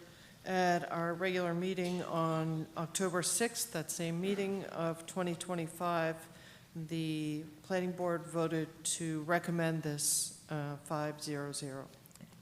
Thank you. May I have the vote and recommendation of the Select Board? Select Board voted favorable action, 5-0-0. May I have the report and recommendation of the Finance Committee? Excuse me. Finance Committee voted 5-0-0 to refer to town meeting. Is there anyone that wishes to speak to the article? Mr. Farady. Thank you, Madam Moderator. Again, Joshua Farady, Director of Planning for the Town of Wareham. And if you're not sick of my voice yet, I have 2 more articles this evening. While I graciously ask our IT department to put my presentation up, thank you very much. So tonight I will be discussing Article 15 in your warrant, but it's also Article 15 within our zoning bylaw. Article 15 talks to land use permitting. There are 3 land use applications I'm going to be talking about, one of them being site plan review, and then the other 2 I'll group together being special permit and variances. Next slide, please, Matt. So under the proposal you'll see tonight, it's very wordy, but I'm going to do my best to explain this in common language. Site plan review is an application that's seen before the planning board or zoning board. It is a permit application that is for uses that are allowed, and it's more of a conditioning approval than it is an approval or denial. Site plan review currently is underseen by the planning board. Historically, it was not always that way. It was either seen by the planning board or the zoning board. Next slide, please, Matt. So I've created 2 flow charts here to kind of explain what's currently happening and what the proposal would have happened. On the left-hand side, and I'm going to pull out my little laser pointer here. We'll see if that works. Okay, perfect. So on the left-hand side, we currently have our site plan review application. It goes before the planning board, and then there's a question. Does the project require a special permit or a variance? If so, there is a public meeting held with the Zoning Board of Appeals to obtain the approval of that special permit or variance. If approved or denied, the application then goes to the planning board to finalize site plan review approval. The problem with this, or concerns that we see with this, the zoning board and planning board both have permitting requirements that involve public notice to abutters. They have a requirement of public advertising, and likely these hearings go more than one evening, putting applicants at a time constraint. There are also some permitting fees for each of these applications. But what the fear is that a applicant goes in front of the Zoning Board of Appeals. They are requesting a variance. The zoning board decides not to give them that variance for some reason, and then they're forced to go in front of the planning board to change their project. The planning board might not like their new proposal and may send them back to the zoning board for a different or the same special permit or variance. So we see that as a circular issue that could result in applicants spending undue time in front of these boards. So on the right-hand side of the screen, you'll see a flow chart. It starts with site plan review again. Then a question is asked, does the project require a special permit or variance? If so, does the project require an application under sections 590 or 597, which is our solar and battery energy storage sections? Or is it located within the WV1R subdistrict, which is Wareham Village? Okay. The planning board, I will call them experts in these 2 areas because they definitely know their stuff. It seems appropriate to leave those applications in front of the planning board. But for all other projects, the zoning board is just as capable of making a determination on these applications as the planning board. And for clarity, both of these boards consult with a peer review consultant that is paid for by the applicant. And that peer review consultant likely brings the same information back to both of those boards very similarly. So if the application requires application in front of the Wareham Village 1R district or 590, 597. It kind of keeps this same circular motion where they have to go in front of the zoning board to get a special permit or variance, but they do finish their site plan review with the planning board. If it is not a requirement to go in front of either of these boards, the applicant will only go in front of the zoning board for special permit or variance, including site plan review. I don't think I have any more slides, but if there is one.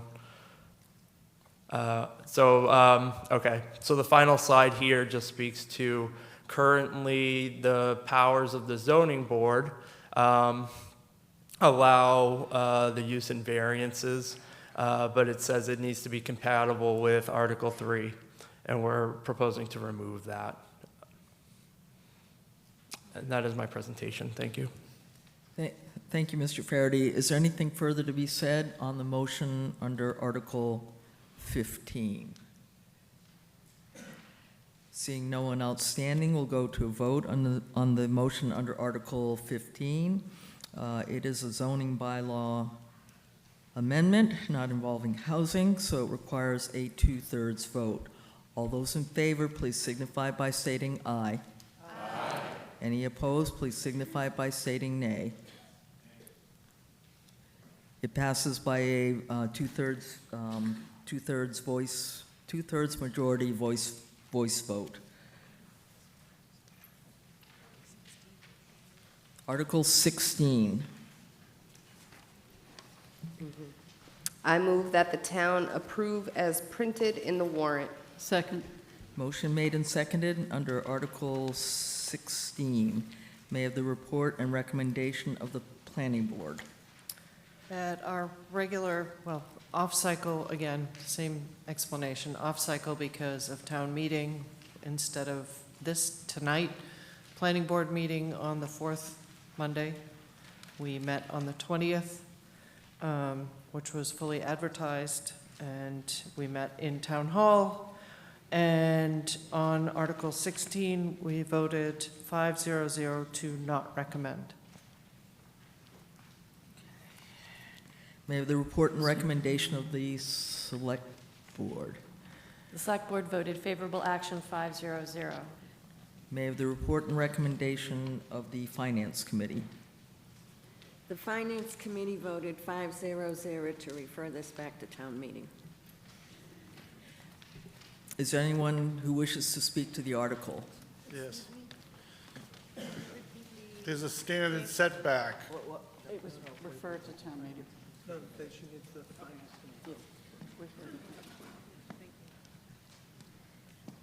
So is there anyone that wishes to speak to the article? Mr. Faraday, I think you were standing. I think I'll defer to you, and then I'll recognize the gentleman behind you. Yes, please. Sure. Again, the IT department will present the slide deck that I've prepared for the presentation.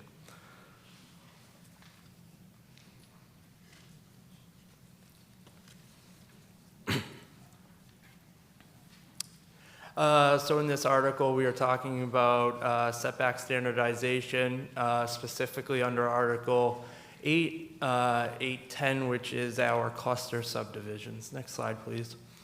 So what you'll see here is under Article 8, Section 815.4, we identify the setbacks being determined by the underlining zoning district. We would like to replace that with the minimum front yard setback shall be 20 feet, and the minimum side and rear yard setback shall be replaced to 10 feet. Next slide, please. So just a little bit of information about these things.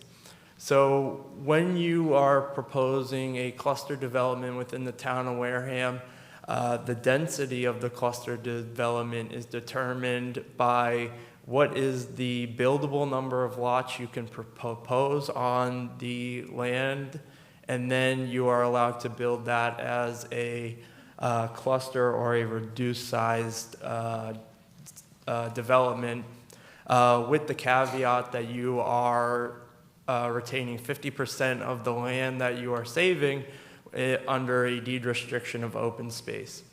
The minimum dimensional requirements for these projects are if you are building single-family homes, it is 10 acres. And if you are building two-family dwellings or multifamily dwellings, you have to have a minimum of 25 acres. The smallest lot you can develop in a cluster subdivision is 10,000 square feet, and that would require 100 feet of frontage on a road. That goes all the way up to 39,000 square feet. And then if you are proposing a cluster subdivision with land parcels of 40,000 square feet or greater, you require 125 feet of frontage. Next slide, please. So here I am presenting the 4 different residential zoning districts and their setback requirements. In the top left here, you'll see this is our R130 district. We have a front setback of 100 feet, and we have a side and rear yard setback of 30 feet. Moving over to the right here, in our R60 zoning district, you have 60 feet of frontage and 20 feet on the side and the rear. In the bottom left-hand corner, we have our R43, which has a front setback of 40 feet and a side and rear setback of 20. And then in our R30 district, which is very similar or exactly similar to what's being proposed, you have a front yard setback of 20 feet and a side and rear yard setback of 10 feet. Now, within all these diagrams, excluding the top left one, you will see that there is a white area identified here. This is what is considered the buildable envelope of the parcel. So it meets all the requirements, and it does not interfere with the front or the side and the rear setback. Now, the reason that this is important, if someone was proposing a cluster subdivision within our R130 setback, they would require a variance from the Zoning Board of Appeals to build that house. That house sits within the front, side, and rear yard setbacks. And then, as you can see in the other diagrams I presented, there's one section of all of these dwellings, other than the R31, that fits within the buildable envelope. So what we are looking to do is allow development to happen in a cluster subdivision without an additional requirement of going in front of the Zoning Board of Appeals for a variance. Next slide. And that's it. Thank you. Is there anything further to be said on the motion under Article 16? Mrs. Slavin. Yes, Sandy Slavin, Precinct 3. Through you, Madam Moderator. It's odd that Planning Board voted 5 no, Selectmen voted 5 yes, and FinCom voted 5 yes. Is it possible to find out what were the reasons there were such different votes for this article? Thank you. I will start with, if the chair of the planning board wishes to speak to that, please go ahead. The discussions among the planning board members were that we, at that meeting that we voted, we talked through how those setbacks would be applied. And it seemed that there were some instances that maybe produced unfavorable results when we started to apply the proposed setbacks. And so we thought it warranted further consideration. It's not to say that the general idea is without merit, it just needs some more thought, we thought. And I think that was a multiple question. If the select board would care to address that question? No. Would the finance committee wish to address that question? I do want to clarify, we did not vote on the specific warrant. We voted yes to refer back to the town meeting. We received the other votes earlier before the town meeting.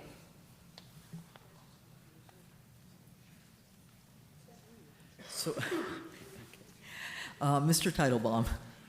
Hi, Peter Titlebaum, Precinct 3. Okay, I'll stand back so I don't blow the microphone up. I asked the body to support this article. What we had initially, back in 2004, when the cluster development bylaw was passed, they said that they would apply the setbacks in the underlying zoning district. At that time, the town did not have differing setbacks depending on the zoning district. Everything was 20-foot front yard, 10 side and rear. Subsequently, the town went back into the tables and created different setbacks depending on the size of the lots, which makes sense. If you have a 3-acre lot, you don't want to stick a house 20 feet from the road or allow somebody to do that. The problem that I see with not changing this is if you don't go to the ZBA and get the variance, you're going to have contractors building houses on, say, a 10,000 square foot lot, but the house is going to be jammed into the back of the lot. Everybody loses most of their backyard. And when you don't have big lots where you can have a lot in front and a lot in the side and a lot in the rear, people want to spend their time in the backyard. That's where the swimming pool is going to go. That's where the jungle gym's going to go. That's where the barbecue goes. That's where you park your boat when you're done for the winter. So I'm not sure what negative aspects the planning board thought they found. I would also note that in the planning board cluster development regulations, they can make adverse findings for any proposal that they don't think meets the purpose of the cluster development bylaw or is good for the community. So they still control this process. I know, I just went through a 10-month, 9-hearing event with them. And my last point is, I'm actually standing up here and speaking in favor of this against my own personal interest. I make more money if I've got to take my client first to planning board and then to the zoning board of appeals. So if you like me, please do as I ask. If you don't like me, vote for it anyway because you're taking money out of my pocket. Thank you. Is there anything further to be said on the motion under Article 16? Yes, Mr. Sweat. So, Jeff Sweat, District 1. So I've been around long enough to know that when someone wants further study, what they're really doing is trying to have it go away and die.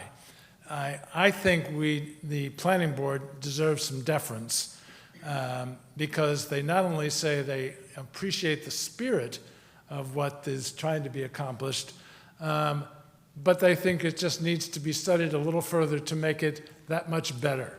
I think it's a really good idea for this body to respect the will of the planning board, further study it, and have it come back in a short period of time so that it really does accomplish not only the spirit, but the fact of what is trying to be done. So I guess what I'm saying is a motion for further study. Okay, so I have a motion to amend the main motion for further study. I'll second it. Is there a second? There's a second on that motion. Is there anyone that wishes to speak to the motion for further study? Seeing no one outstanding, we'll go to a vote on the motion for further study. So the motion for further study actually requires a majority vote. All those in favor, please signify by stating aye. Aye. Any opposed, please signify by stating nay. Nay. The motion for further study passes by a voice vote.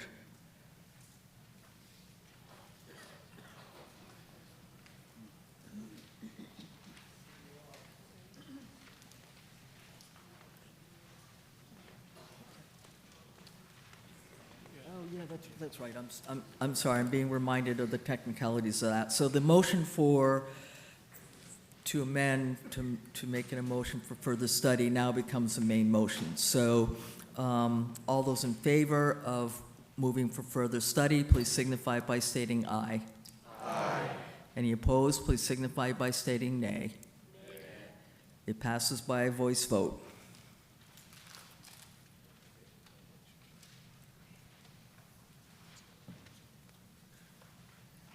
Article 22.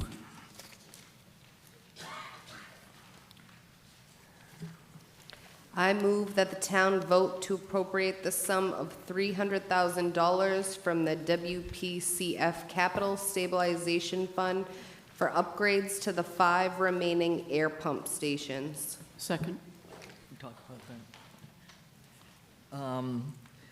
Motion made and seconded on Article 22. May the vote and recommendation of the Select Board. Select Board recommended favorable action, 500. May the vote and recommendation of the Finance Committee. Finance Committee votes 5-0-0. I see Mr. Gilberti standing. He can explain the technicalities of this. Pardon me, I didn't quite catch what you said. I would ask that Mr. Gilberti, who's the chair of the Sewer Commission, explain this article. Okay. So, Mr. Gilberti, you wish to speak to this article? Jim Gilberti. I would like to speak to this article through our director of the sewer plant. I would request that everybody allow him to come up and speak on that. Scott. Mr. Gilberti, I've got all the information if... He's far more eloquent than I am. Okay, that's fine. Scott, they brought you up? Hi, Scott Gray-Hansel, Director of Water Pollution Control. Yes, you have the floor. Oh, sorry. Go ahead. There are 5 air stations in the onset area, and they need to be replaced with standard lift stations. The air stations are basically a big kettle, if you will. They fill with the sewage, and then the air gets compressed and pushes a plunger down and sends it up the line. They are the last 5 on the planet. We can't get parts for them. So I'd love to say they're the last 5 in the state or the country. They're the last 5 on the planet. So we need to upgrade them to standard wastewater pumping systems, and it'll be a lot easier to maintain. Is there anything further to be said on the motion under Article 22? See. Sorry. Oh. Sandy, I am a sewer commissioner. I just want to make a point on this. This is starting it. This 300,000 will not do all 5, but it's a start. So we may be back for more money, but I don't want people to think the 300,000 will do all 5 stations. Thank you. Thank you. Is anyone else that wishes to be heard on the motion under Article 22? Now I see no one else standing, so we'll go to a vote on this. This is a funds transfer from a stabilization fund, and it requires a 2/3 vote. So all those in favor, please signify by stating aye. Aye. Any opposed, please signify by stating nay. It passes by unanimous voice vote.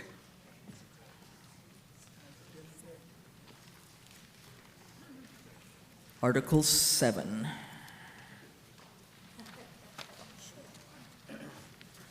Is there a motion under Article 7? I move that the town approve as printed in the warrant. Second. Motion made and seconded under Article 7. Apologize, just trying to get to the right place. May I have the vote and recommendation of the Select Board? Select Board recommended favorable action, 500. May I have the vote and recommendation of the Finance Committee? Finance Committee recommends approval, 600. Is there anyone that wishes to speak to this article? Mr. Sullivan. Madam Moderator, may I suggest our Director of Assessing? Madam Moderator, just appreciate it. I understand they're being very kind and suggesting, but we usually work this out ahead of time as to who's going to speak and such. We have a setup here, so.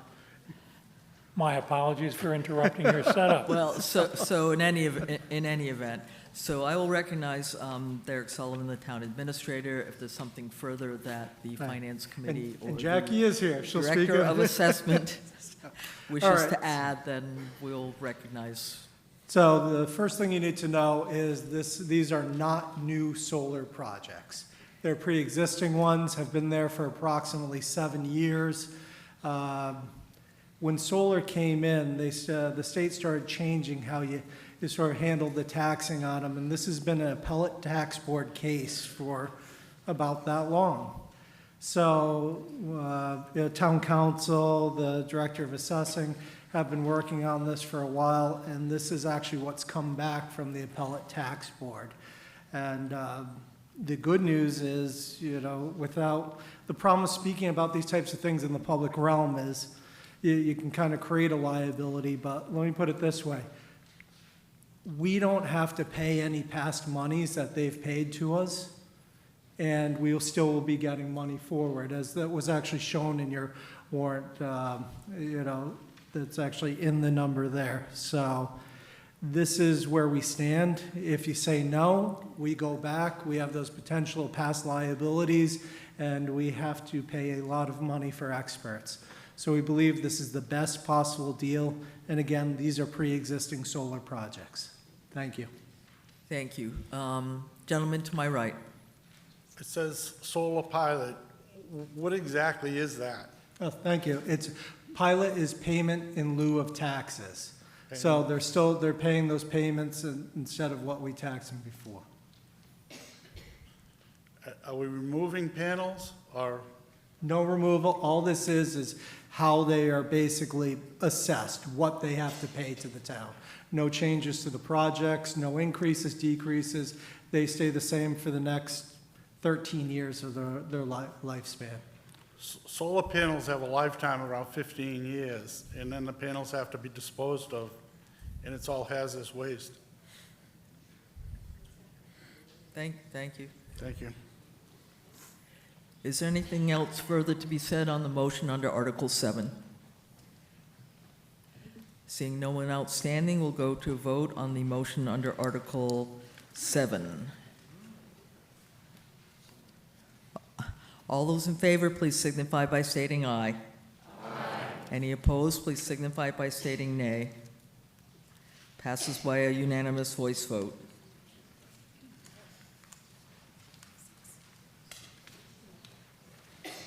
Article 6. Do I have a motion under Article 6? I move that the town approve as printed in the warrant. Is there a second? Second.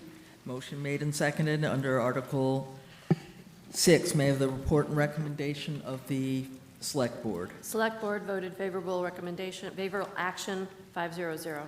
May I have the report and recommendation of the Finance Committee? Finance Committee voted 600. The only report would be the Capital Planning Committee, and there is no report at this time. And I'm not aware of any other committees that wish to give reports. Is there anyone else that wishes to be heard on the motion under Article 6? Seeing no one else standing, we'll go to a vote. All those in favor, please signify by stating aye. All those opposed, please signify by stating nay. Passes by unanimous voice vote.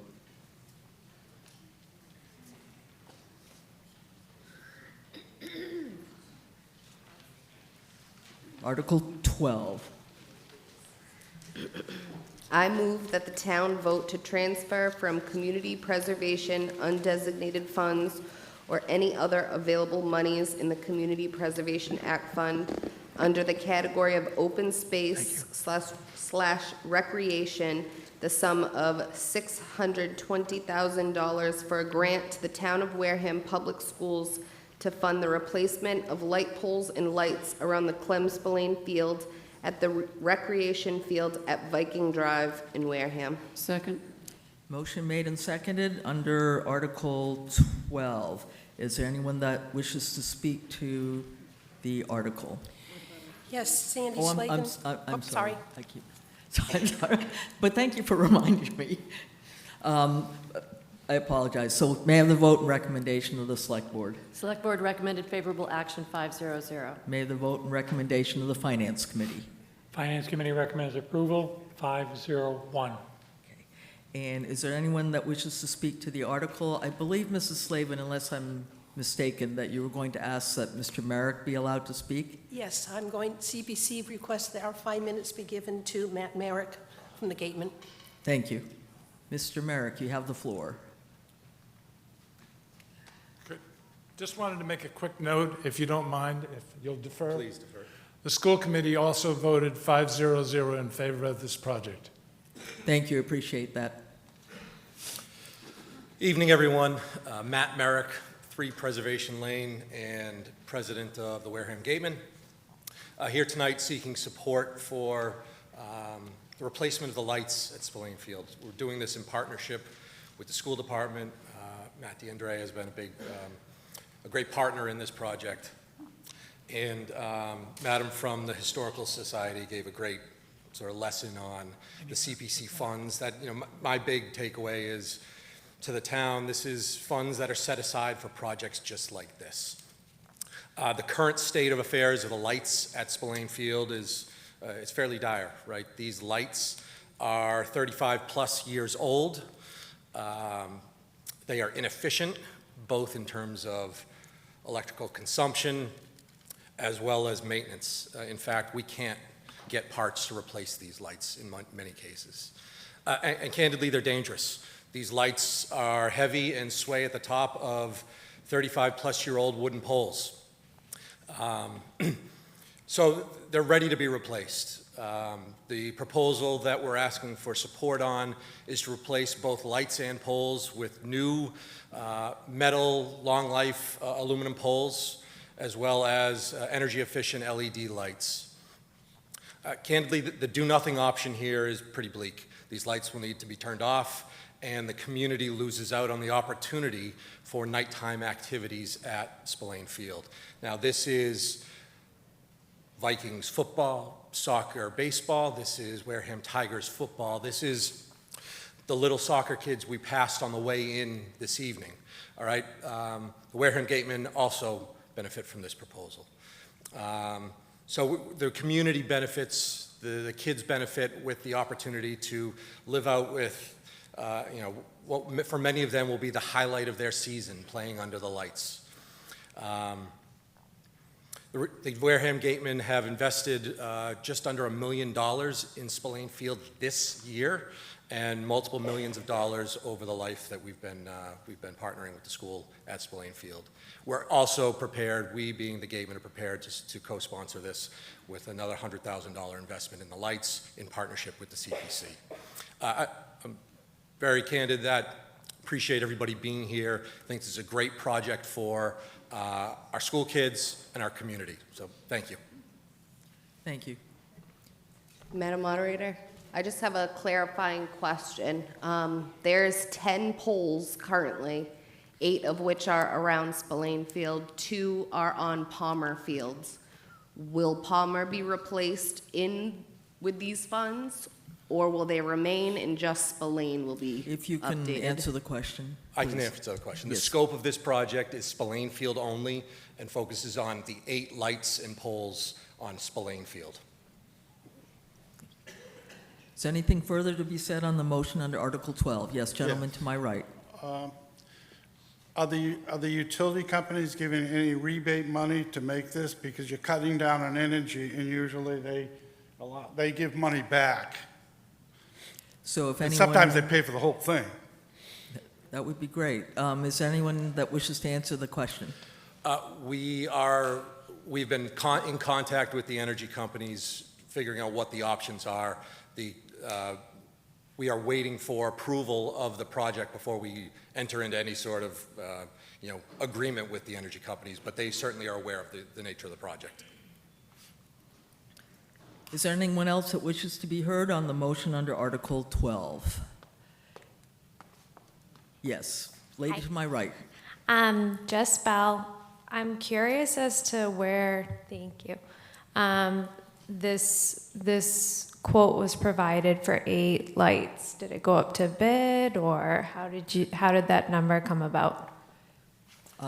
If you choose to answer, please, Mr. Merrick, go ahead. For sure. We received a number of different, we put out some requests for, what would we call an RFI, right? Really to solicit bids from multiple. We have now 4 different responses from various lighting companies. This was the average number on the 4 different companies. Thank you. Gentleman to my right. Jim Manise, Cranberry Highway. I think it's a good project. I would like to see the town try to leverage funds from a Green Communities Act and also Mass Save. If we can apply for grants, doesn't mean we'll get them, but at least it's an opportunity. Thank you. Thank you. Is anything further to be said on the motion under Article 12? Seeing no one outstanding, we'll go to a vote. All those in favor of the motion under Article 12, please signify by stating aye. Any opposed, please signify by stating nay. It passes unanimously on a voice vote.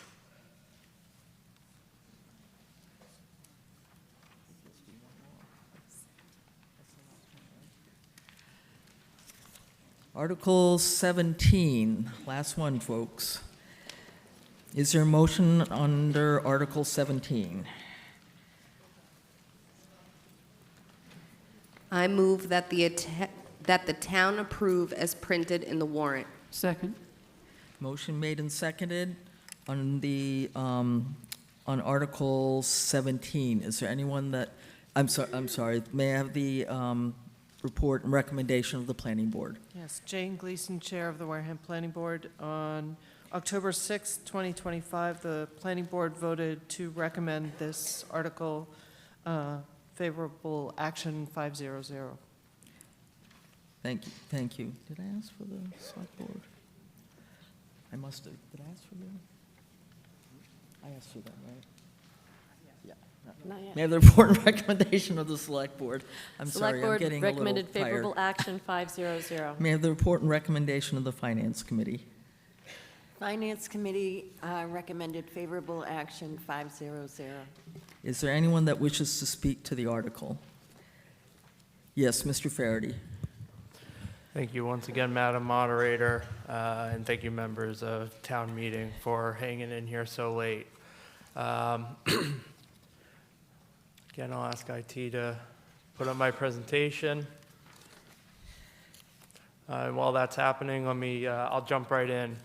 The MBTA communities.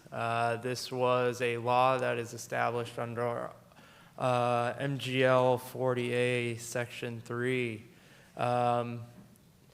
This law is intended to establish multifamily housing within communities or adjacent communities served by the Massachusetts Bay Transit Authority. The Massachusetts Bay Transit Authority, which we refer to as the MBTA, composes of the subway in Boston. It composes of the commuter rails, ferry terminals, and bus stations as well. Next slide, please, Matt. So the MBTA's communities established that 177 communities in Massachusetts would fall under this district. The 177 communities, they are either serviced by an MBTA service or they are adjacent to a community that is serviced by an MBTA service. Out of the 177 communities, 58 of them are what are considered adjacent communities. So while they don't have an MBTA station within them, they share a town line with a town that does. Wareham is identified as an adjacent community. We share a small section of town property that is adjacent to Middleborough. Middleborough has it was originally the Middleborough-Lakeville line. That stop has since moved solely into Middleborough. It is located up Route 28. So I think when we talk about the MBTA communities, there is a lot of adversary to this. A lot of the adversary I hear to this law is that it is destroying the towns of many of these communities because a lot of communities have their train station located downtown, and it's forcing them to create a zoning district that allows high-density housing. What you'll see on the screen currently is a map of Wareham, and you will see that this is the area identified in green is our commercial general district.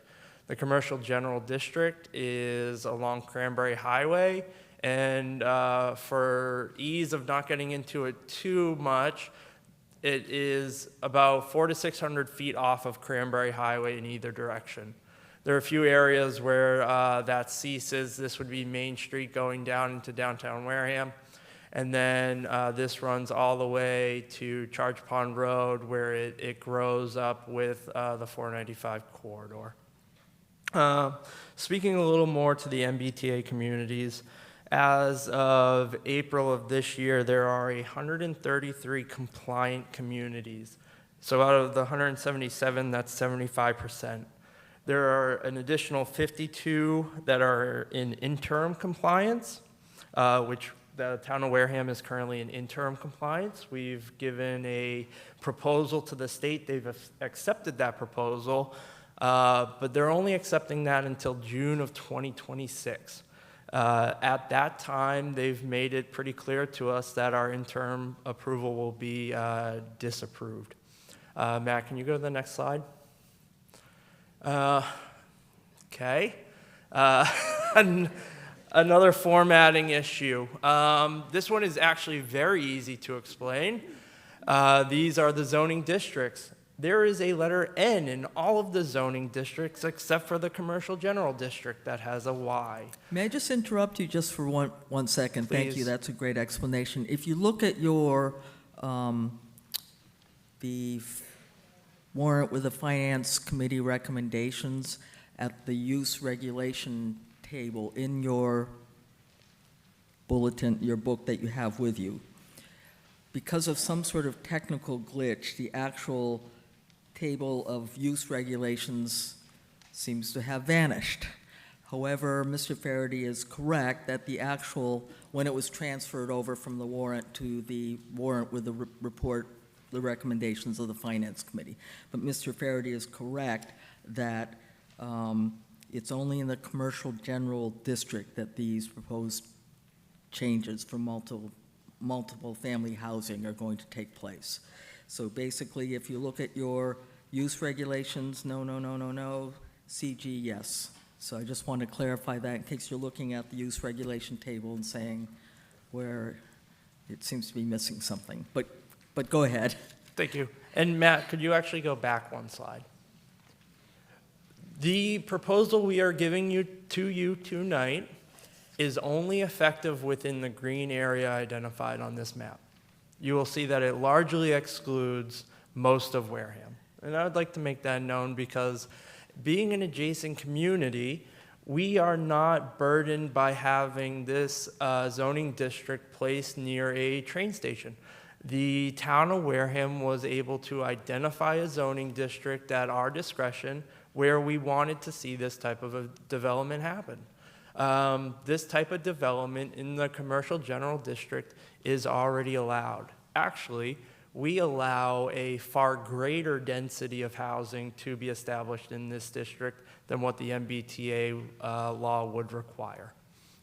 Okay, Matt, can you go forward? Thank you.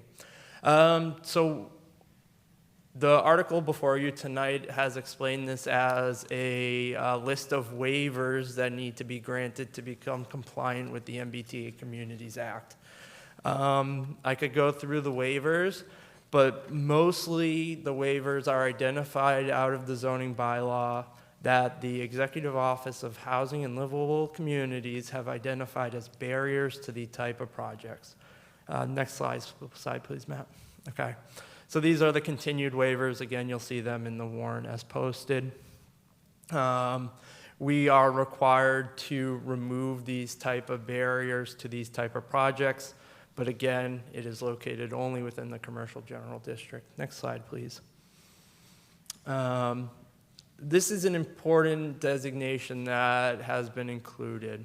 So it says, nothing in this section shall exempt multifamily housing from compliance with the Massachusetts Building Code, the Massachusetts Wetlands Protection Act, parts of the Wareham Wetland Protective Bylaw. There are parts that are necessary to be waived. And state and local stormwater requirements are still in effect. You also have to meet any of the state or federal health, safety, and environmental regulations. So it is not a sole waiver on many things. It is really just waivers on some things identified in the zoning bylaw. Next slide, please, Matt. So for your consideration, and again, this slide is kind of tough to read, but this is what the number in the top right-hand corner of these pictures shows what density looks like within a 1 acre parcel. This slide was produced by the Massachusetts Housing Partnership. And you can see in some areas like Medway and Harvard, this is what a building that would be 15 residential units looks like on a 1 acre lot. 15 units is the minimum that's required by the state. I do not, and we do not, allow residents of 98 units per acre. That would be extreme overkill in Wareham's existence. But it is likely that we could see something that's similar to Jamaica Plain, which we currently already allow in our zoning bylaw if your project has a commercial space on the first floor. And why I say that is currently in our commercial general district, we allow mixed residential construction, which is a commercial space on the first floor with residents above. And that will conclude my presentation.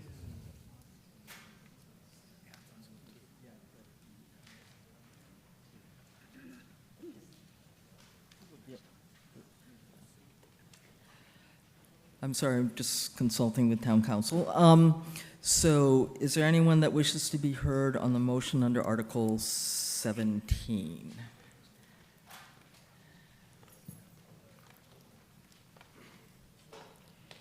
Hello, Wendy. Lady to my right. Oh, I'm sorry. Yes, go ahead. You have the floor to state your name. I'm like somebody else. No. Wendy Porter, District 9. Question, is this going to link into what Bourne already passed? If you're able to answer the question, Mr. Faraday. So yes, recently at a Bourne Town meeting, they voted to become compliant with the MBTA Communities Act. I will mention that this is not tied into what they have proposed land-wise. It's actually pretty far from where their proposal is, but it is exactly what Bourne has just approved, and it is also exactly what Middleborough has just approved, if you've been following this. Thank you. And my other question is, can we put in a guarantee there'll be no high-end condos built into those areas? Probably not. But Because Mr. Faraday, as yeah. a Wareham voter, we have voted many a time, and then we see the buildings built, and they just went, we just put them in. What are you going to do about it now? If you're able to answer that question or wish to address that, Mr. Faraday. Sure, thank you. Good question. We cannot impose a height limitation on these type of developments. I'm not talking about height. I just don't want the cookie cutter. Fancy high-end ones. buildings. Yeah. We want apartments. And I'll speak a little bit to what I think the state's goal was to enact this law. So when the state enacted this law, what they were trying to identify was that Boston and Metro Boston had a need for more workers, but it couldn't support the housing of more workers. So what they said was, we're going to establish the MBTA communities as they're serviced by the Massachusetts Bay Transit Authority, and we're going to give residents who work in Boston a place to live outside of Boston with the ability of public transportation to get to their jobs in the city. So it is likely that this project will look very similar to a lot of other projects that you've seen in Massachusetts that are directly surrounding an MBTA station. What I would say is by allowing the waivers and by accepting the MBTA Communities Act, the town has no obligation to construct this type of project. We are just allowing for the zoning to allow these type of projects. I'm going to bug you some more. Matt, is that what his name is? Can you put up with all the pictures of the houses, Well, please? actually, I appreciate your directness, but you need to make that request through me. Oh, I'm sorry. So you're looking for Yeah, I went to the Bourne the one with meeting the pictures also. of the houses, if you They are have going to that. build the bigger apartment buildings. They're looking for the high-end. You're right there. looking, They're looking Yes. at like the 50 and the 98s on the waterfront. And So how's that gonna affect the building here in Wareham? Is there gonna be any effect to it, or? Let me speak to that. Yep, sorry. So our commercial general district actually has very little waterfront implications. So I don't think you're going to see these high-end developments that are looking for pristine views or anything. Really, our commercial general district is located in an area town where people would have direct access to 495 and 195. So the town of Wareham has already identified this area as, I'll call it pro-commuter, if you will. And really, this is ideally located for commuters who want to get into the New Bedford or Fairhaven job market. But we're also a great community for the people who want to work on Cape but live off Cape. And as you can imagine, with the reconstruction of the two bridges, Wareham is ideally positioned to house a lot of workers for those two projects as well. Thank you. Nice meeting you. Thank you. Very nice. Is anyone else that wishes to be heard on the motion under Article 17? Yes, gentleman to my right. Hello, Jim Manise, Cranberry Highway. I'd like some information. How many lots are in that general commercial district, and how many are buildable lots, either 1 acre or greater? Because that's a minimum requirement of 1 acre. If you're able to answer the question, Mr. Faraday? I don't have an exact number, but the way the MBTA Communities Act was established is that there was a ratio of the number of units that we could support based off of the number of units identified in town. And we've identified this district as being able to meet the minimum requirement of that number. Thank you. I don't know if it'll pass state muster. It may. I thought the idea behind the MBTA Communities Act was to do fill-in on smaller lots or on lots, and to increase the density. So there are a lot of smaller lots within that area, and I think it should have been given consideration that all lots that were able to meet setback requirements be considered for that. That's about all I have to say on this. Thank you. Thank you. Is there anyone else that wishes to be heard on the motion under Article 17? I see no one outstanding. Because this is a housing initiative, it requires a majority vote, even though it's a zoning bylaw change. So all those in favor of the motion under Article, under Article 17, please signify by stating aye. Any opposed, please signify by stating nay. It passes by a majority voice vote. We have addressed all the articles that are on the warrant. I will entertain a motion to dissolve the town meeting. Motion made and, was there a second? Motion made and seconded to dissolve the town meeting. All those in favor, please signify by stating aye. Any opposed, please signify by stating nay.